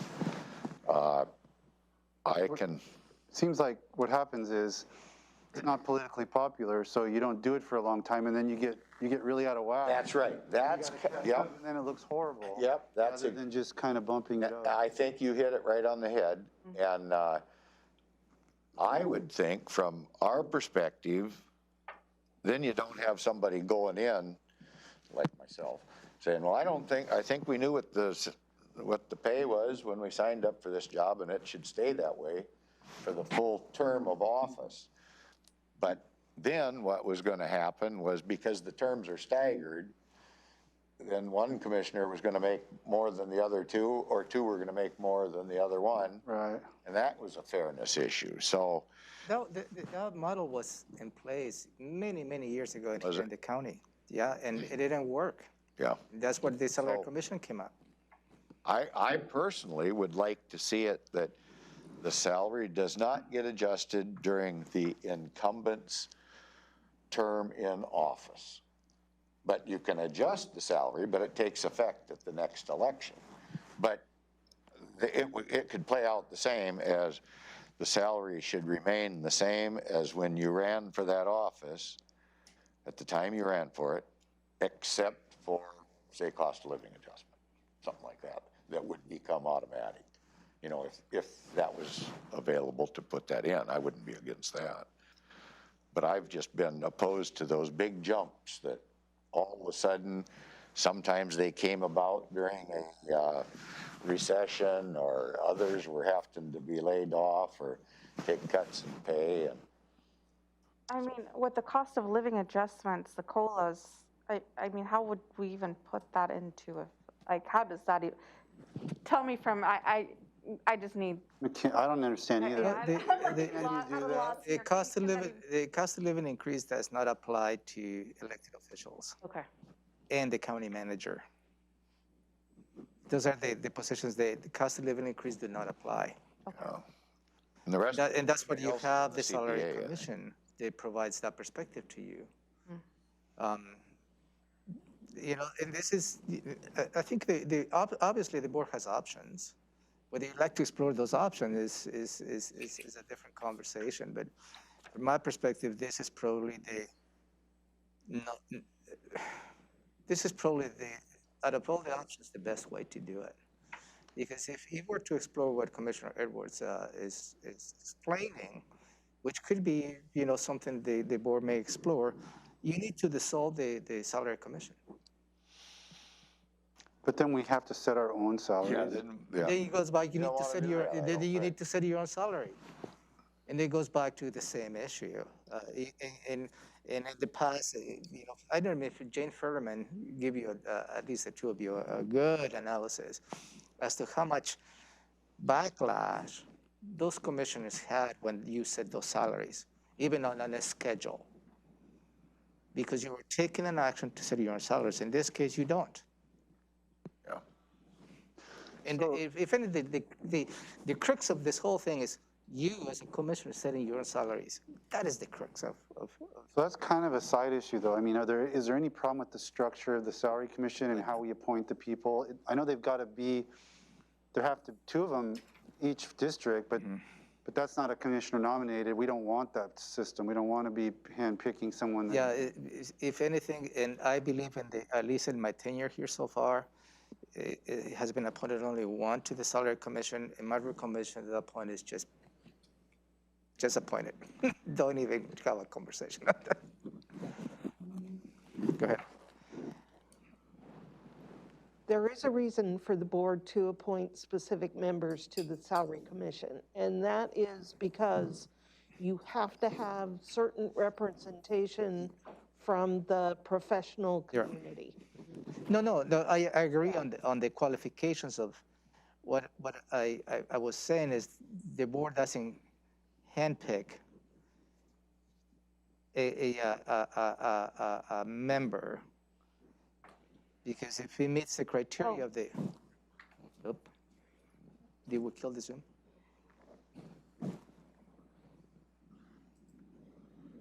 You guys want to plow through, or do you want a 5-minute break or something? It's the normal time we would take a break. What, I think we're offline now. yeah, we're anyway. offline. Let's Just, take 5 minutes. I think maybe, can I say something? We're gonna take a 5-minute break, just so there's like a clear. We're still broadcasting. Oh, we're still live on YouTube? Okay. Okay, so we're going to So- recess for, Right, just to finish my statement, the way we've done this in the past is, for example, when we were looking for an expert in personnel, we had our HR director bring forth some names for the board to consider, and then the board selected someone. When we were looking for the attorney to sit, we had the prosecutor's office bring forward some names and then the board selected. So you are in a position to select some of the members based purely on their professional, I think we have that's to. in accordance with the law. Yeah, and we've done that. And Romero has just kind of said, The thing Everyone is, else needs to be by law from the I guess- auditor. what I've encouraged the board not to get too engaged, similar to water equalization. Yeah. Stay away from my own words, with all due respect. Arm's length from getting too much into those appointments. well, I'm not interested in changing the structure on that one. So speaking of, just to finalize the conversation, speaking of big jumps, remember last year, the salary commission did not take an action based on the letter the board sent because of at that point, we didn't know the conditions of the impasse on the pandemic, which did not take an action. So all the elected officials did not get a salary increase. So you may see this year something bigger. So I just want to give you a heads up on, including yours. Let's break till 10:45. 7.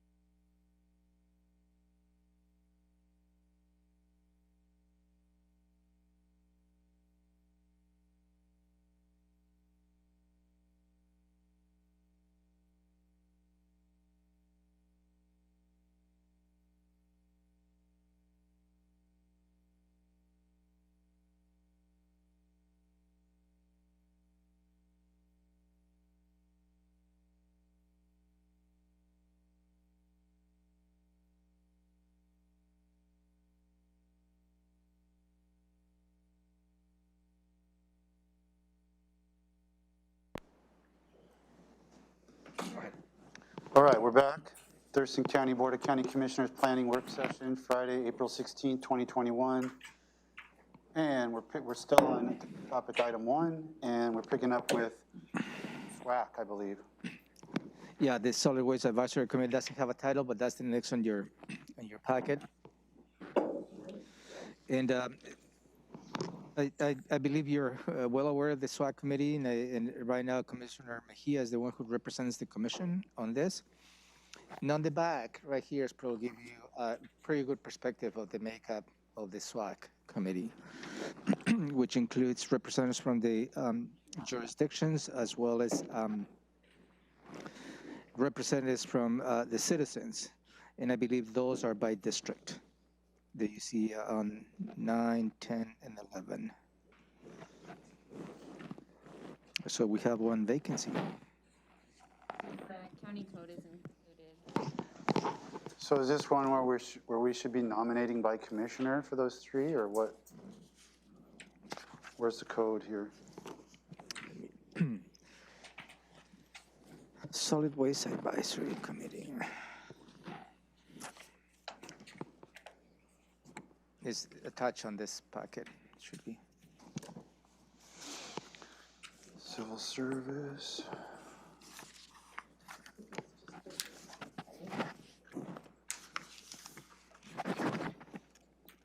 Salary.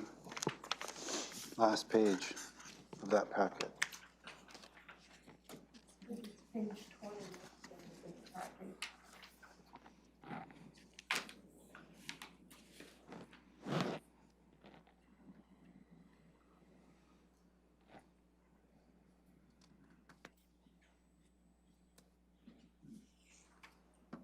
So I don't think it really says, let's see, members shall be appointed by the board.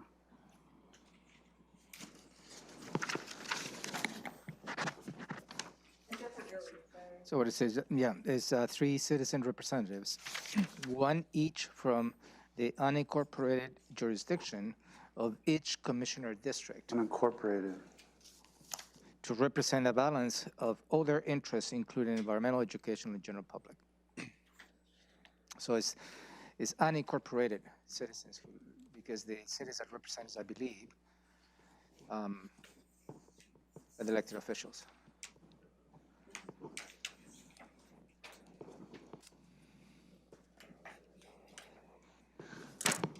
So I guess the question is, do we want those spots to be nominated by the individual commissioner versus just the way we're doing it now?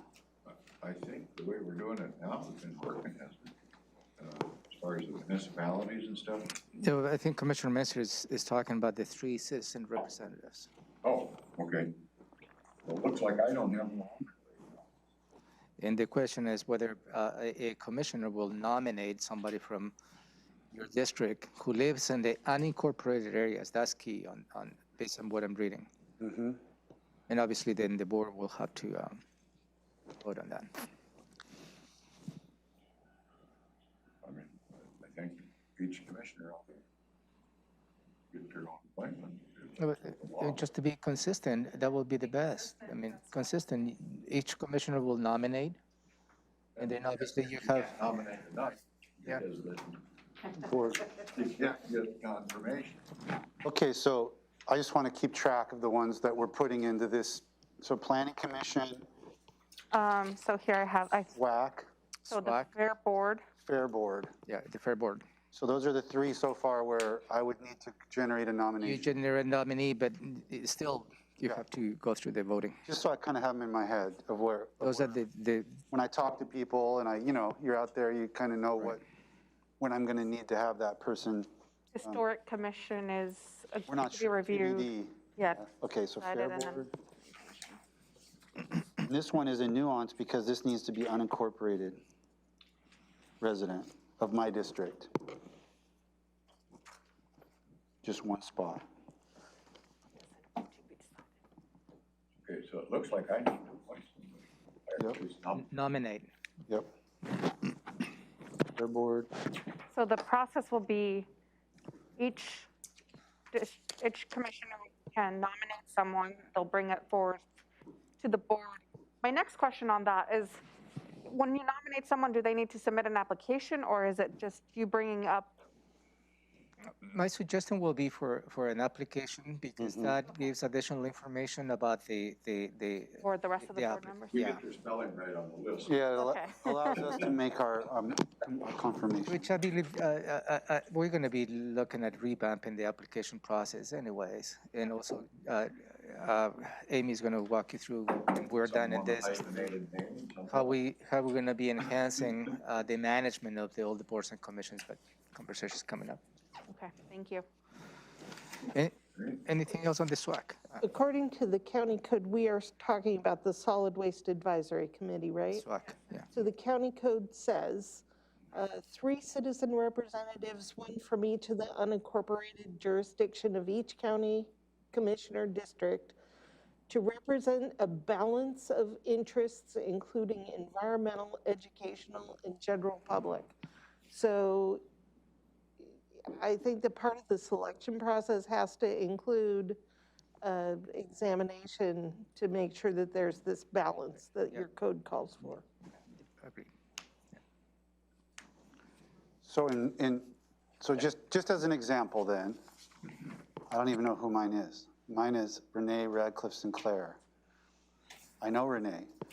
The question, I guess, is what is she represent from a perspective of, That's a good question. What experience she's bringing that meets the, I guess the idea is don't put 3 environmental activists in those spots or 3 something else, you know. Have a range of people, because general public is pretty broad. Maybe anything, it's just not having 3 of the same. yeah, since the board's changing this, the way you're going to be appointing individuals. So when the reappointments will come, then you have the opportunity to review whether they meet a certain criteria of the code. Isn't Greg Schoenbachler, I've spoken to him on the phone, isn't he like involved in organic recycling or something like that? Yeah. Okay, so that's a very specific thing. We would not want another probably. He's with Silver Spring. Silver Spring, yeah. Yeah, organic. Okay, well, I don't know what the relationship out there is exactly, but he developed that. Yeah. And I believe he sold out, maybe during his injury thing or something. I don't know, he's taking quite a few. so, What happened, but I'm not sure he's connected, but I guess he is somehow. Must have a advisory, or maybe he's a part owner or something. well, I know then Renee and Greg then are quite different backgrounds, and looks like we might want somebody of environmental or educational background for your spot, but that's your call, Commissioner, so. You got any suggestions? I'm open to suggestions. I'll have to think about that, District 2. It's been vacant for a while, and I haven't been confident to fill it, and I don't even know. Take this as an opportunity, Commissioner. Pardon? Take this as an opportunity. Take it as an opportunity. Okay, good. Well, how about I'll take that in as consideration and guidance. Swab is next. The next doesn't have the title, but it has the Stormwater Advisory Committee. It's page 30. Bridge, okay. Stormwater Advisory Committee? Stormwater.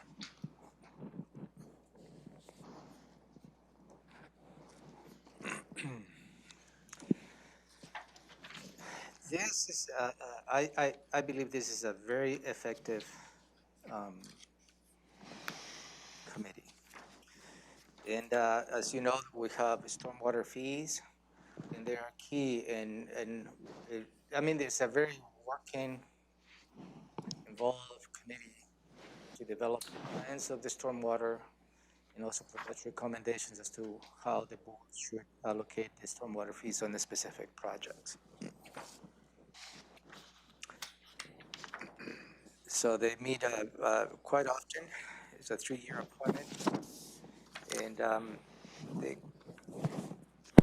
what I don't know, let me see. So it looks like there's 2 from each district and then 3 at-large members. All right, Amy? Yeah, because you wouldn't say out large if the district ones weren't required, so that sounds right.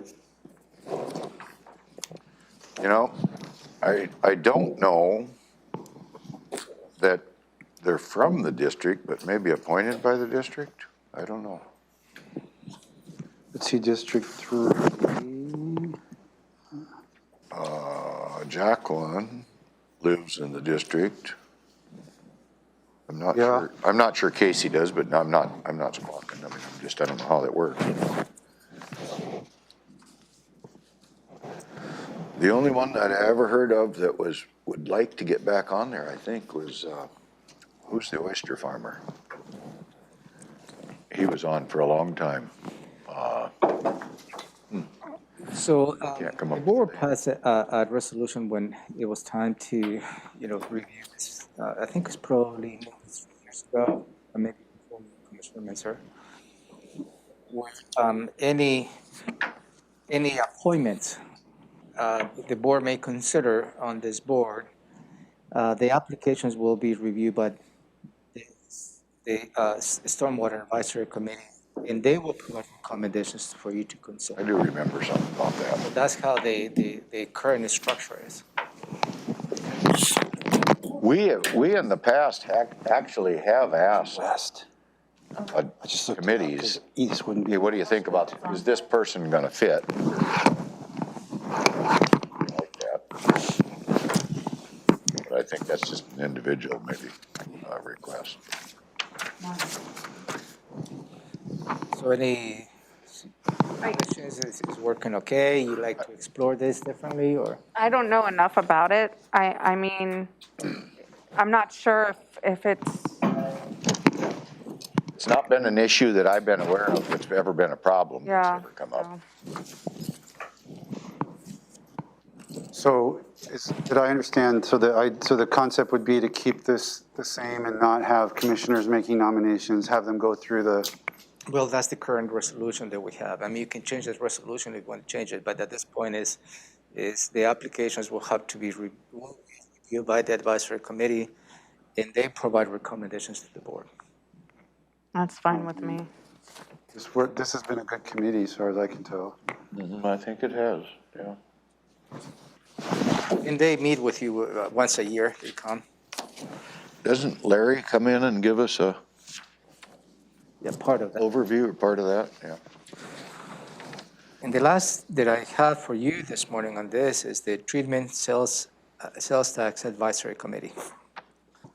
And I believe all of you are aware of this committee. And, certainly Robin is, since she used to manage this committee in the past. So Now, we've had a change there. This isn't current. I just happen to know that Dunham is not on there anymore. I believe he just went off. And didn't we put the chief of police from Lacey in that position? Wasn't that the one we just did recently? yeah, Chief Armada. Yeah, Yeah, I think so. I think so. We'll update the. So we'll just update, huh? The members. But I don't know. I think that one's been working okay too. I'm not aware of any problem. Are you aware of any problem? No, and from my perspective, this is a very, even more effective than the previous committee. They very involved and engaged Yeah. with the executive committee, which is involved both the courts and the prosecutor attorneys, public defense. So I believe this is a well working, unless you have additional perspective, Robin, but this is a well-oiled machine as a committee. I absolutely agree. This is an extremely valuable committee for the county. And we don't have any districts or anything, it's just whoever we decide, right? That's right.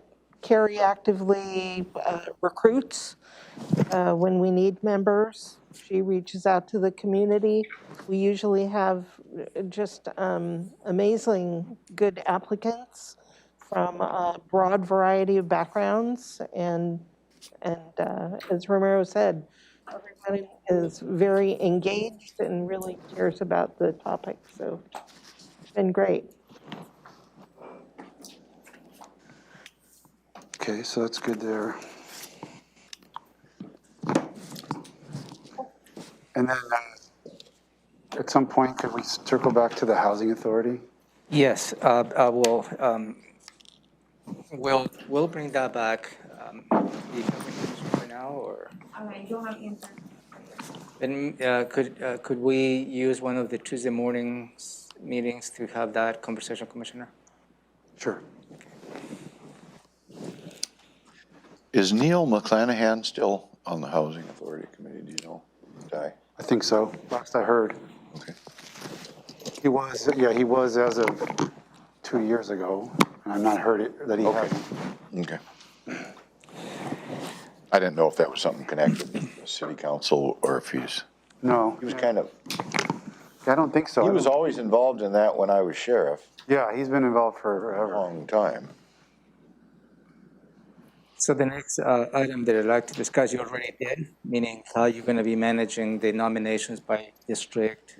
That has already been agreed upon.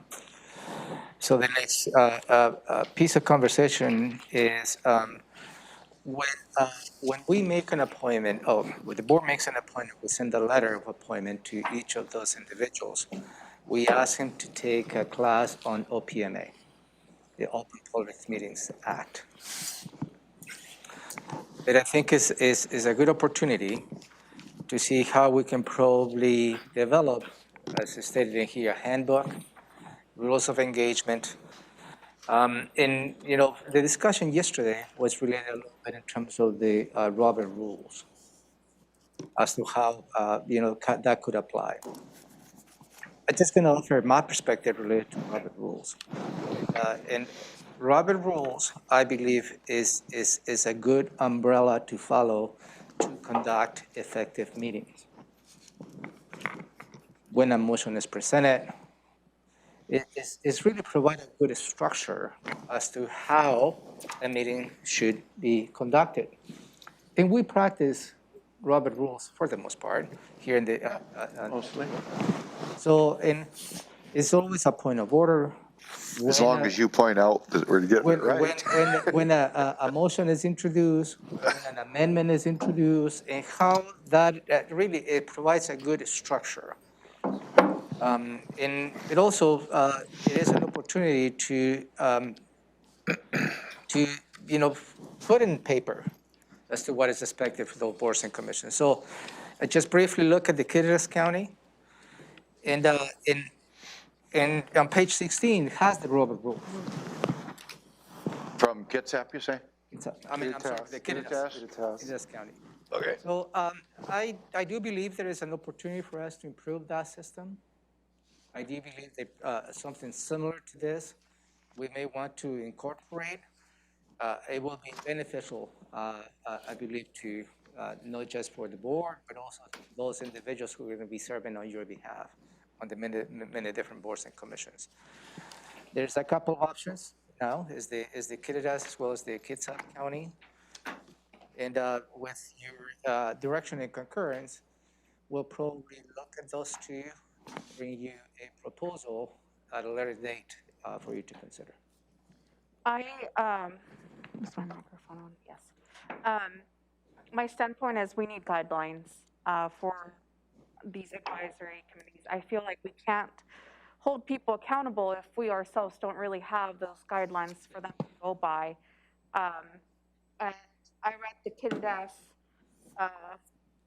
packet yesterday. I haven't read the Kitsap yet, but it just seemed a really good umbrella to start with and to hold people accountable.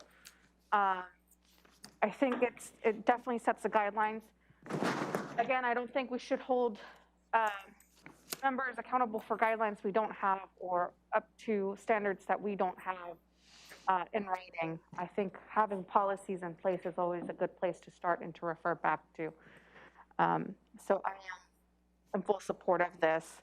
I did see the Robert's Rules for Dummies, or Robert's Rules in a nutshell in the back. I really enjoyed that section because it definitely breaks it down for you.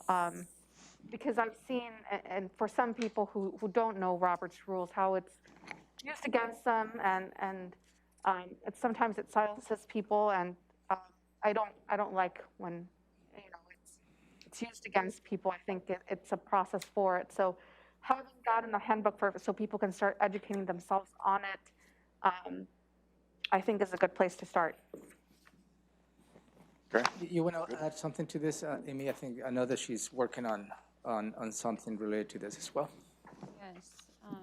You bring the, Just can you bring the microphone closer? Is that better?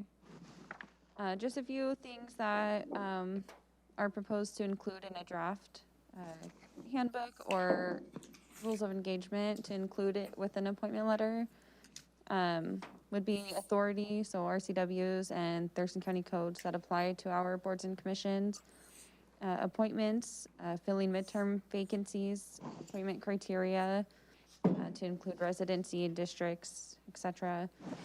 Reappointment criteria, and that reappointment is not necessarily a vested right.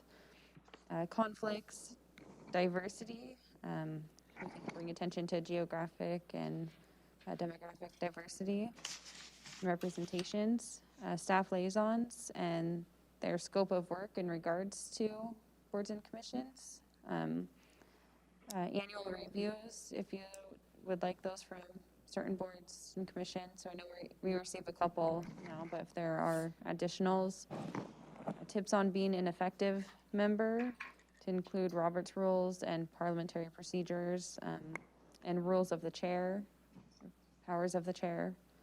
I think that's some feedback that I've received from staff liaisons on things that could be helpful and effective in producing productive meetings. So like when you say staff liaison, so you're saying that if I get appointed to Agriculture Advisory Committee, I'll get a letter and I'll get some information, and some of that information will be generic to all commissions, but there will be some information that will be specific.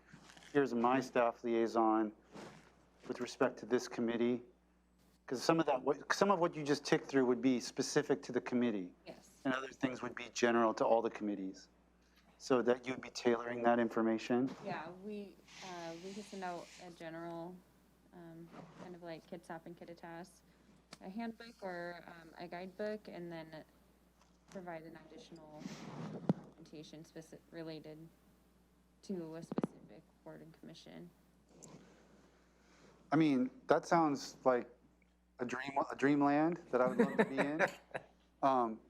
But I've been talking about, I mean, and I hope we get there, but I mean, like I've been advocating for just an organization of this information in a way that's consistent and like, you know, like there shouldn't be different fonts and no titles. I mean, we should have like a website or a web page with links to all the committees, and you click it and you see the exact same form with the exact same. Now I know these committees are different, that's why there'll be different information on them, but it should be just like absolutely standard, up to the minute. I mean, literally the minute someone hands in a resignation, Amy or whoever should be on there changing the thing or sending the request to IT or however that works. But whoever does web management, but that kind of stuff I think is a predicate.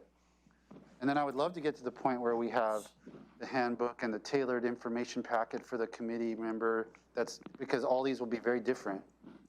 That's good information as to additional information that Amy wants to share in terms of how we're going to get to the point of exactly having a good management, online management of all the boards and commissions. Do you want to go through what your efforts? So yes, we should have that. And the meeting management system that we've touched base on a couple of times includes a portal for boards and commissions management. Great. So we're going through some MRSC roster things at the moment with the vendor, so it's moving along quickly. And once that's implemented and in place, the current boards and commissions page will be replaced with a page like What I'm speak describing. about, a moderate. Because we always get asked, like, how can I get involved? And I want to be able to go, here it is, you know, check this page. And we'll have, Everything you need to know about vacancies, requirements. we'll have a drop down for each board and commission with the staff contact information, an online application that will be routed much faster, not only to myself, but to the board. How about on the online application, great, but, so they could print an application if they wanted to. Could they do that under the stuff you Yeah. said? Good. And then they might mail it in. Right. Some old timer might not know how to run the thing, and so. Yep. So I know that Amy has been working on this, and in fact, she has already presented this proposal to the ITC, that's the Information Technology Subcommittee, and Robin can attest to the fact. She really is working to get to that point. And I believe the subcommittee is already in the process of recommending. I think we gave it a yeah. So we're going to be purchasing this piece of software, and then we'll start getting implemented exactly what you're going to have to. So working. I think the public will really appreciate that. You know, Yeah, it's a lot of, it's a lot of limitations on our website, but there's a different story in terms of upgrading our overall website. Also, we're working on that with Megan, because the current web presence is very limited for the county, and that's just the nature of where we are. Can you pull your microphone up? I think it's Robin next. oh, sorry.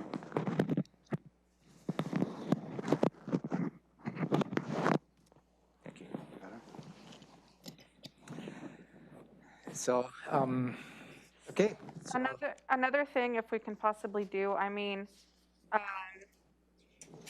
the agendas and minutes, and maybe this is more in the future as we get through this. I think, the agendas for each one of these should be posted on there again, just for clear disclosure. And I know that, like for the Ag Advisory Committee, I mean, if you're not going there, but you want to tune in for a meeting on YouTube, unless you know specifically where to go, you don't really, it's not really, it's not something, it's not general knowledge. And I think, if it's being broadcasted, I think it's something that we should have links on our website for people to see, for there to be some transparency on these things. And again, more long-term, I'm glad that the handbook is being discussed and now setting guidelines for these different committees and advisory boards.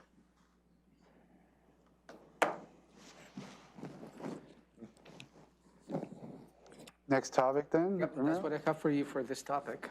Let's go to Board of Health membership, topic 2. Yeah. It should only take 5 or 10 minutes. Yeah, I'm right. sure the- Did you read it? sure the Shelley, what? Not yet.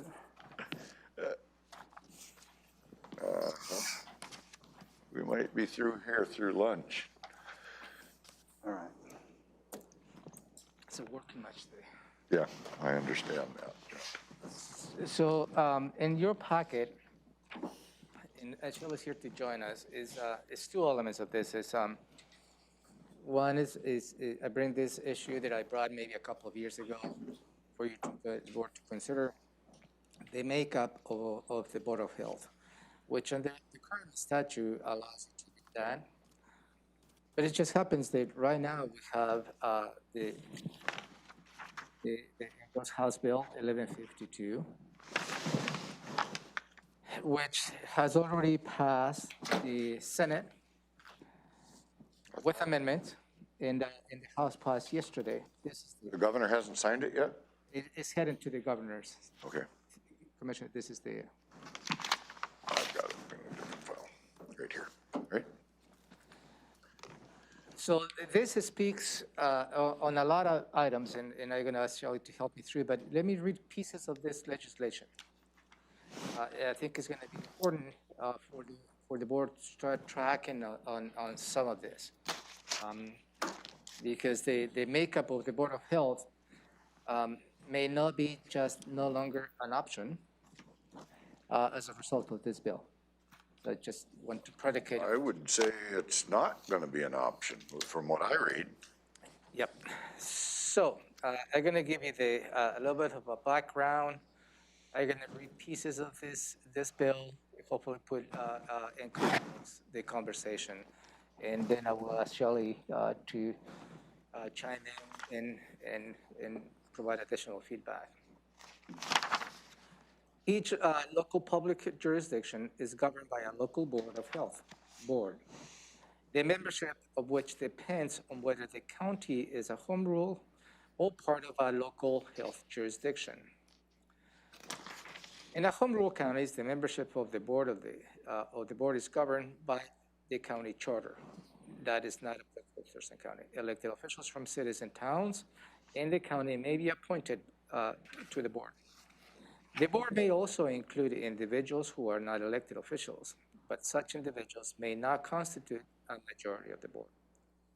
In a non-home rule counties that are not part of a local health district, such as Thurston County, the county's Board of County Commissioners constitutes the Board of Health. The county may expand the membership of the board to include elected officials from cities and towns. The board may also include individuals who are not elected officials, but such individuals may not constitute a majority of the board. Well, that's a flip from where it used to be. It used to be. I'm just reading the background. Again, let me get to each local health jurisdiction must appoint a local health officer who must be an experienced physician or aesthopathic physician who has a master in public health degree or equivalent. Foundation Public Health Services. The Foundation Public Health Services, this is tied to this bill. That's the undertone of the overall legislation, I believe. And it's defined as a limited statewide set of defined public health services within the following areas: control of communicable diseases and other notifiable conditions, chronic disease and injury prevention, environmental public health, maternal child, family health, access to and linkage with medical, oral, and behavioral health services, vital records, cross-cutting capabilities, including assessing the health of population, public health emergencies, emergency planning, communications, policy development and support, community partnership, development, and business partnership competencies. That's really the mission of our Public Health and Social Services Department in general terms.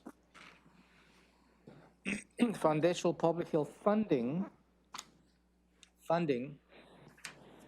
for the foundational public health services must be appropriated by the Office of Financial Managers, OFM. OFM may only allocate funding to the Department of Health if the Department of Health, after consultation with federally recognized Indian tribes pursuant the statutory consultation process.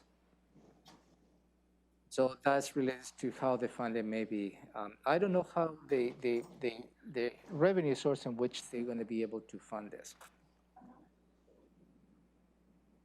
So this bill. Can I interrupt you there? Because what are the funding mechanisms that are going to come forward to cover some of the mandate stuff here? Shirley, do you have a perspective on that? I don't think they have been identified, but go ahead. No, there is not funding specifically allocated for these changes that they are requiring local boards of health to make. And in this latest bill, they did pull apart foundational public health funding tied to this bill, and that's being considered separately in the budget. But at some point, there's going to be something coming for each one of these created districts, right? Right, but I believe it's going to be, this bill sets the structure. Okay. So, and this bill has migrated and has changed from what originally introduced by the governor, has changed dramatically. So I'm just giving you the latest. So within this bill, also there's a creation of a Public Health Advisory Board, okay? And the Public Health Advisory Board is established within the State Department of Health. That's the high level. It has a very prescriptive membership that is appointed by the governor. And that is from the governor's office, the director of Board of Health, and so on. So on page 3 of this attachment gives you additional information related to the membership of this Board of Health. So moving to page 4, I'd like to highlight, and this is, I'm reading more for the public. I know it's not like, I'm reading more for the public than yourself. So, Okay, this that's is all key. back, that's not what the bill does. That was the background. Right. When you said that we may expand, that's what So- that's what we were able to do in the past. Yeah, so now here page 4 gets Got it, prescriptive, got it. what the bill is going to do. Yeah, Okay. okay. Local Board of Health. Beginning July 2022, in addition to existing members of the board, each board must include unelected members from the following 3 categories. They must be approved by a majority vote of the Board of County Commissioners.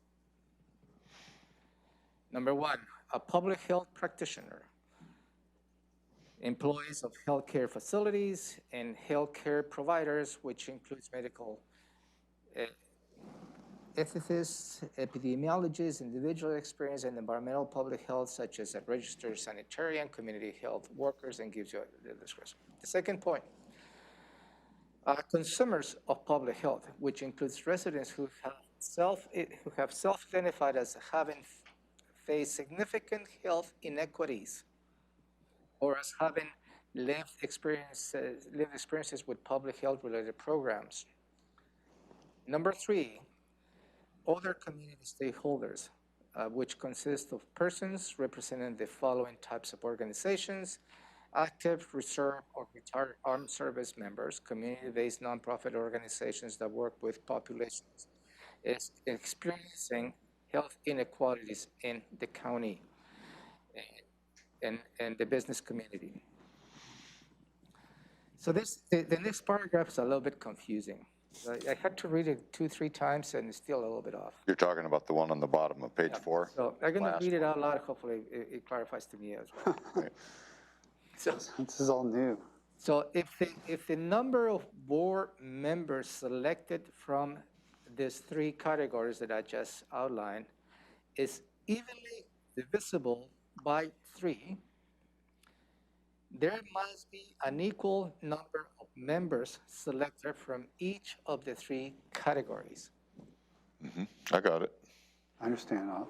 If there are 1 or 2 members over the nearest multiple of 3, those members may be selected from any of the 3 categories. So it talks about the balance, Got it. right? Yep.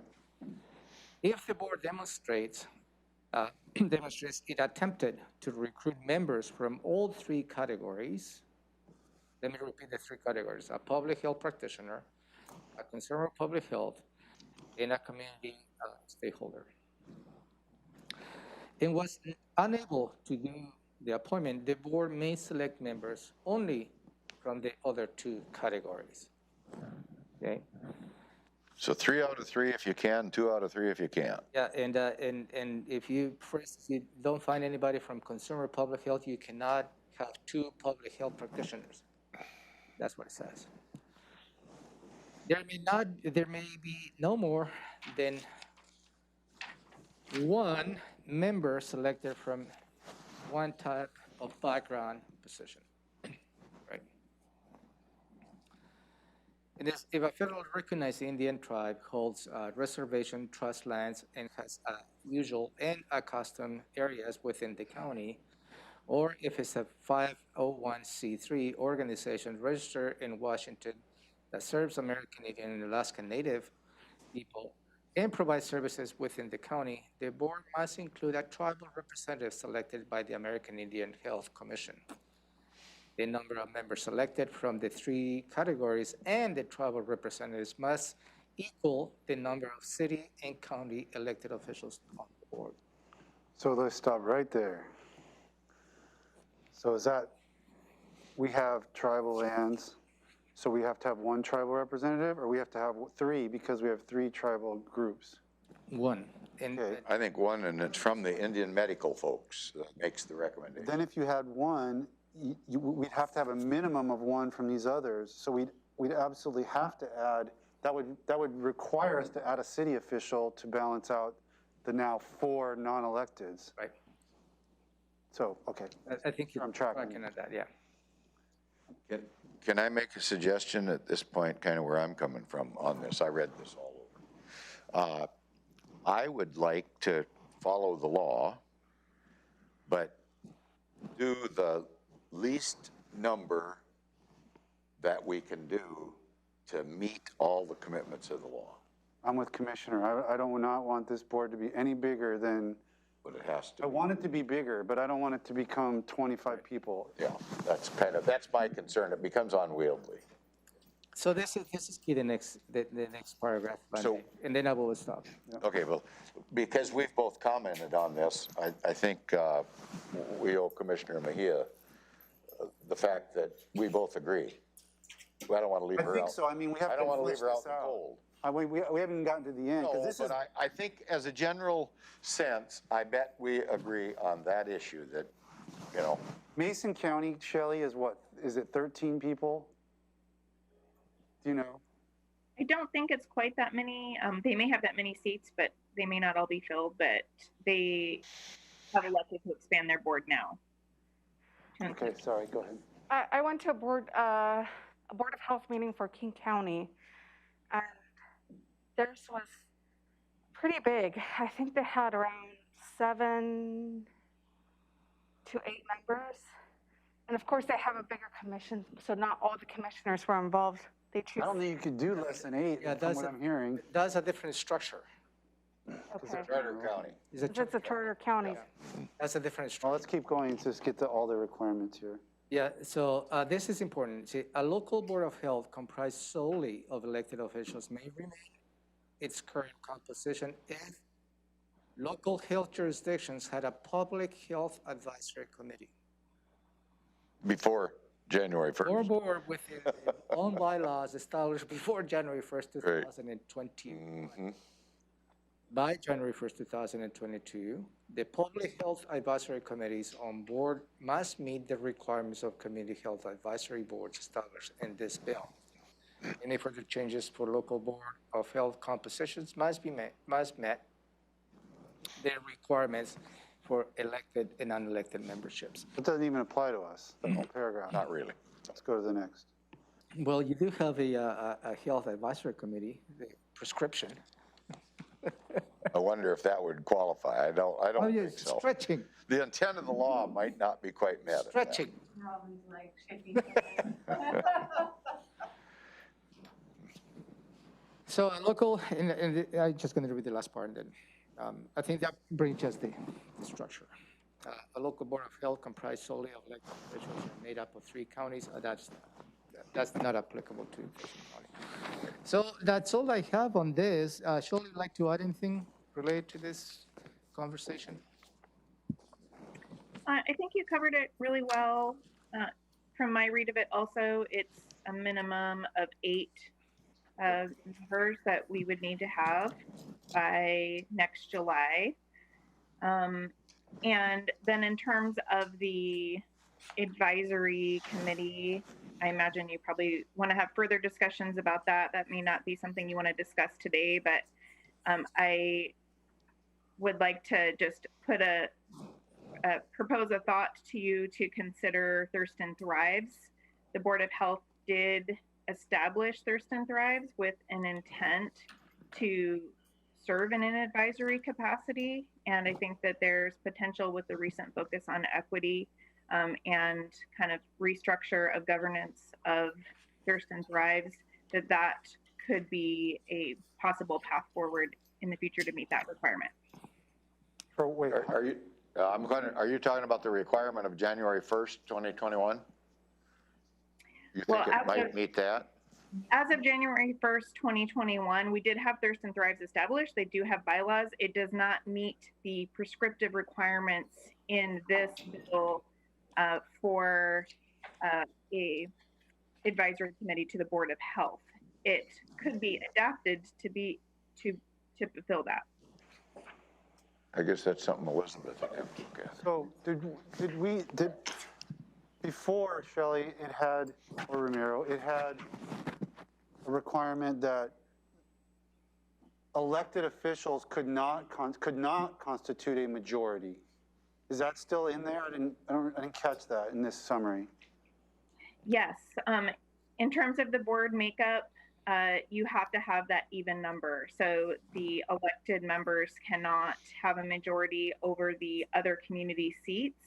However, it does maintain that the elected officials maintain authority over establishing fees.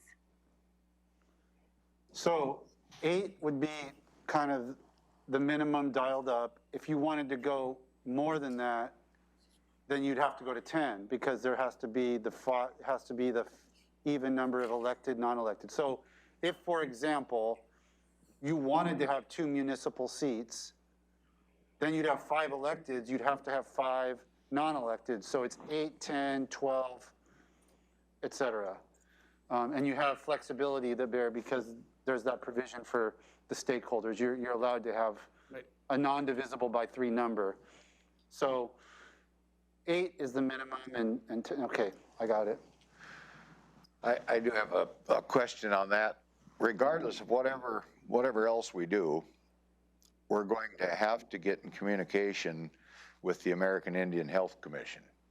And so I would suggest that we do that communication probably in some form of writing as soon as possible to get the ball rolling, because sometimes those bureaucracies take a while. And we're going to have to do that no matter what, it looks like to me. Well, if the governor signs. Oh, why, is there some doubt? I didn't think there was a doubt. There's no doubt. Yeah, I mean, well, It doesn't become okay, law yeah. until the governor Okay, signs wait it. to mail the letter until he signs, I guess. The governor's going to sign because the director of the Department of Health testified in favor, and if the governor didn't favor the bill, he never would have. Well, the governor introduced this bill to begin with. Well, there you go. Yeah. So, Commissioner Mejia, I guess Commissioner Edwards and I think when you were walking in, I think we were sort of thinking preliminarily that if 8's the minimum, that's kind of probably where we want to land versus 10, 12, 14, 16, 18, et cetera. Having heard all this, I think I still believe that. I wanted to expand the Board of Health beyond 3. So I was thinking 5 or 7, you know. The law is now telling us it's got to be 8, but I don't see a need to go beyond that. I think 8 is plenty of people and is good, broad representation, and so I'm pretty good with that. 8, yeah, I think 8 is enough. Once you start adding more people, then it just becomes, more jumbled. Not to say that you can expand in the future. Yeah, sometime in the future if we need to, so. You're not, as my understanding is, you're not bound. Yep. And there's a minimum. Yeah, so anyway, that's good that we're all kind of on the same page, and then we can just dial it up. The question, I guess, is how do you, my big question is, I mean, obviously there's questions about these 3 citizen groups, but a bigger question, touchier, is about the city rep, and how do you, That is gonna be rough. when you pick that, do you rotate it around to the 3 cities or the 4 cities, or? Yeah, that is, this is just the beginning of the conversation. That's really the beginning of the conversation. I'm glad that we had the conversation in terms of the A members of the Board of Health. But I think it would require more in-depth conversation in terms of recruitment from those 3, recruitment from the representatives from the tribes, and how you want to approach the cities, whether it's a rotation or the big city. Because the commissioners choose the rest of the people, right? Other than the tribal, Right. We get to choose which other You 4 members. And the tribal falls under the, Indian Health Commission. does it fall under the community representative? The That's a 4? separate. separate. So then there will be 9 members. No, would be 1 tribal, 3 community, Experts, yeah. and then 3 commissioners with 1 city, because it has to be an equal number of the tribal plus community and electeds. So then the tribal would fall under the community members. No, In it's those- plus. And there's In the those- count, I guess. Okay, In in the those count, counts, yeah. yeah. Because that's said right here in the thing. The number of members selected from the 3 categories and the tribal representative must equal the number of city and county elected officials. Correct. So, Here, let me just throw something out on that topic. Why couldn't we allow we could set up a rotation scheme if you wanted, but why couldn't we allow the city that is up for that rotation to make their nomination, and we just take it? I mean, why, I don't It think could make sense if we set up it every year, every 2 years or something. it rotates. I agree with that approach, but I think the conversation is what city will be the number one first. Well, we can put them in a hat and draw numbers, I So- don't care. We do Olympia, Lacey, Tumwater, South County, in a kind of way we do Rotation. PDVG or whatever, like in Is that- rotating. in- You know, well, okay, I'll throw this out. Lacey's bigger than Olympia now. Yeah. So, I'm just saying, Yeah. if you want to do it that way, it'd be Lacey, Olympia, Well, whatever, Tumwater. but I mean, the point is, Yeah. lots of context where we kind of treat equally in those buckets. Yeah, this is good conversation, but please don't get into the point of making decisions yet. No, I think it no, requires a little more thought. And again, this is just. I just want to keep it as simple as it can be, but no simpler. Introduction to the new bill and the makeup, I think you're getting to a point. 8, 4 and 4, I think meets the intent. Then the next conversation will be how to recruit the additional membership. I'll just say I'm excited about this. I mean, I wanted to do this anyway, and this is taking a lot of the work out of like figuring out exactly how to do it. I don't see it as illogical, and so I think this could be really cool. Yeah, I mean, can't we open up the membership for the 3 community members, like we do for the advisory committees? They have to submit an application, the board reviews it, and they approve it from there. Yeah, the mechanics, is really the mechanics of recruitment. That is something that you'd like to explore. And each criteria is laid out. There's 3 criterias there, and we can have that in print. Yeah. They go to that location. Well, which one do I fall in? I'm going to And put what it does is that you cannot proliferate, is the public health practitioner, the consumer public health, and the community stakeholder. You couldn't have 2 community stakeholders. So I think we just, in the application, they would just, we would have, which one do you fall under? And each member can just tick the box they fall under, and then we review the application for each. And Why do you meet? And they have to have a paragraph like, why do you meet the category you've selected? Yeah. They can sort of give us the underpinning. Yeah, we can select them 1, 2, 3, They're A, not B, just saying C, or something. yeah, So the next conversation on this will be the mechanics of it. We have till next summer to put this in place? July 1st, 2022. So we still have some time. I think it requires a broader conversation in terms of the mechanics and recruitment. I am. My suggestion. I am very concerned about the funding and how that's going to happen, and if it's going to meet the unfunded mandate or not, and if the state is really going to do that pass-through, through what they say, OFM, that where it was going to be passed through the money. What's the funding for? what's the funding for? Yeah, that's what I was For the wondering. overhead and everything else that's going to go on, I don't envision Amy, myself, we're dumping a lot on Amy. We just dumped the health department on her. For the Board of Health. Yeah, We assigned, we didn't dump. well, I don't think it's fair, I don't think it's a fair expectation that we're going to create a whole new communication network with all these members, and she's overworked now, as far as I'm concerned. Well, we have to see So, the I think we need to logistical- look into that. I would bill it to OFM if possible, if not, COVID or something. But I'm gonna try to look for money besides the current expense budget.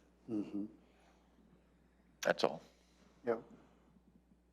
So more to come on this. So the next conversation among yourselves will be the recruitment process. So keep thinking on exactly what you're talking about in terms of how the mechanics of recruiting citizens representatives, how you want to go ahead and recruit from the cities. So, and I will bring that conversation later. Shelley, do you have anything else that you want to come with before we move on? No, I think that all sounds great. Just in terms of the foundational public health budget, the Senate has in their bill $150 million for foundational public health. And so we're hoping that they will pass that. But they, just to reiterate, an earlier version of this bill tied certain compliance with portions of this bill to receiving the foundational public health services funding that included participation in regional health districts. That has been removed. So the foundational public health funding is being considered separately. Right, there is no null and void clause in this bill that is tied to an appropriation. Maybe one question on populations of jurisdictions. When it talks about a municipality, the mayor, city hall, whatever, the city council people, are there restrictions in there? It has to be a city of 10,000, 5,000, above 20,000, anything like that you know of? Because we don't want to have people get their feelings hurt as we move forward on who gets to serve at some point. I think it talks about, as my understanding, is just another elected official, in this case from a city. But I don't think it's tied to a population. It does talk specifically about cities, though, doesn't it? As a potential representative of Yes. officials, yes. Yeah, okay.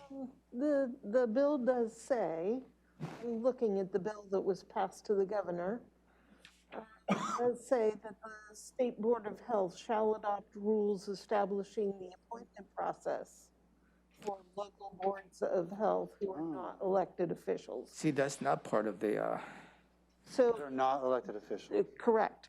So this may be on a prior version of the bill. I'm looking at That the was final what it version passed. of the bill. because I know that a version of the bill passed yesterday. Right, that's the one that I'm looking at. So it does not have a null and void clause. And it does say that the State Board of Health shall adopt rules establishing the appointment process. So So we may be More to come. responsible for our municipal rep, but we may get told how to do the citizen reps. much like in other areas of law, yes. Okay, well. That doesn't sound like it's too difficult. That's no, not it's- I mean, that's insurmountable. Probably useful if they do it and get through. Good. Okay. So thank you, Shelley. Thank you. Have a good We trip. did, I thought that'd take till noon for sure. I just didn't realize how prescriptive it was. I mean, I thought there was a little bit more like a framework, and then we'd have to make choices, like we'd have to make more choices, but between our agreement that that 8's enough and the different categories, it's pretty straightforward how it's going to be structured. I mean, obviously there's a lot of questions, but the big questions are answered in a sense. Yeah, the big questions are answered, yeah. And in a way, because I was extremely concerned at the beginning when this bill was introduced, originally, it really stripped all the local Board of Health. I think I have to, really trace the coordination with WASAC and WASALTO.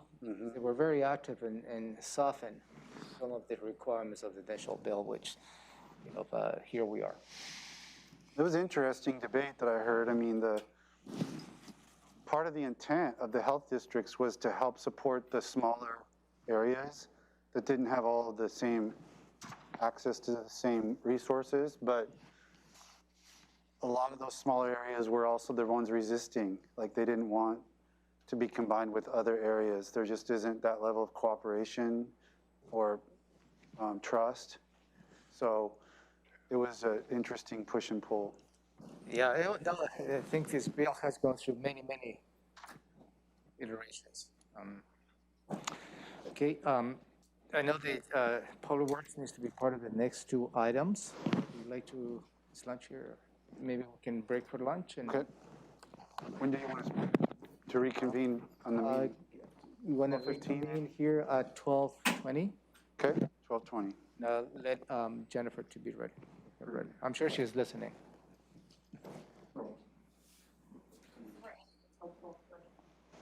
Yep. to a different YouTube thing. Okay. Okay.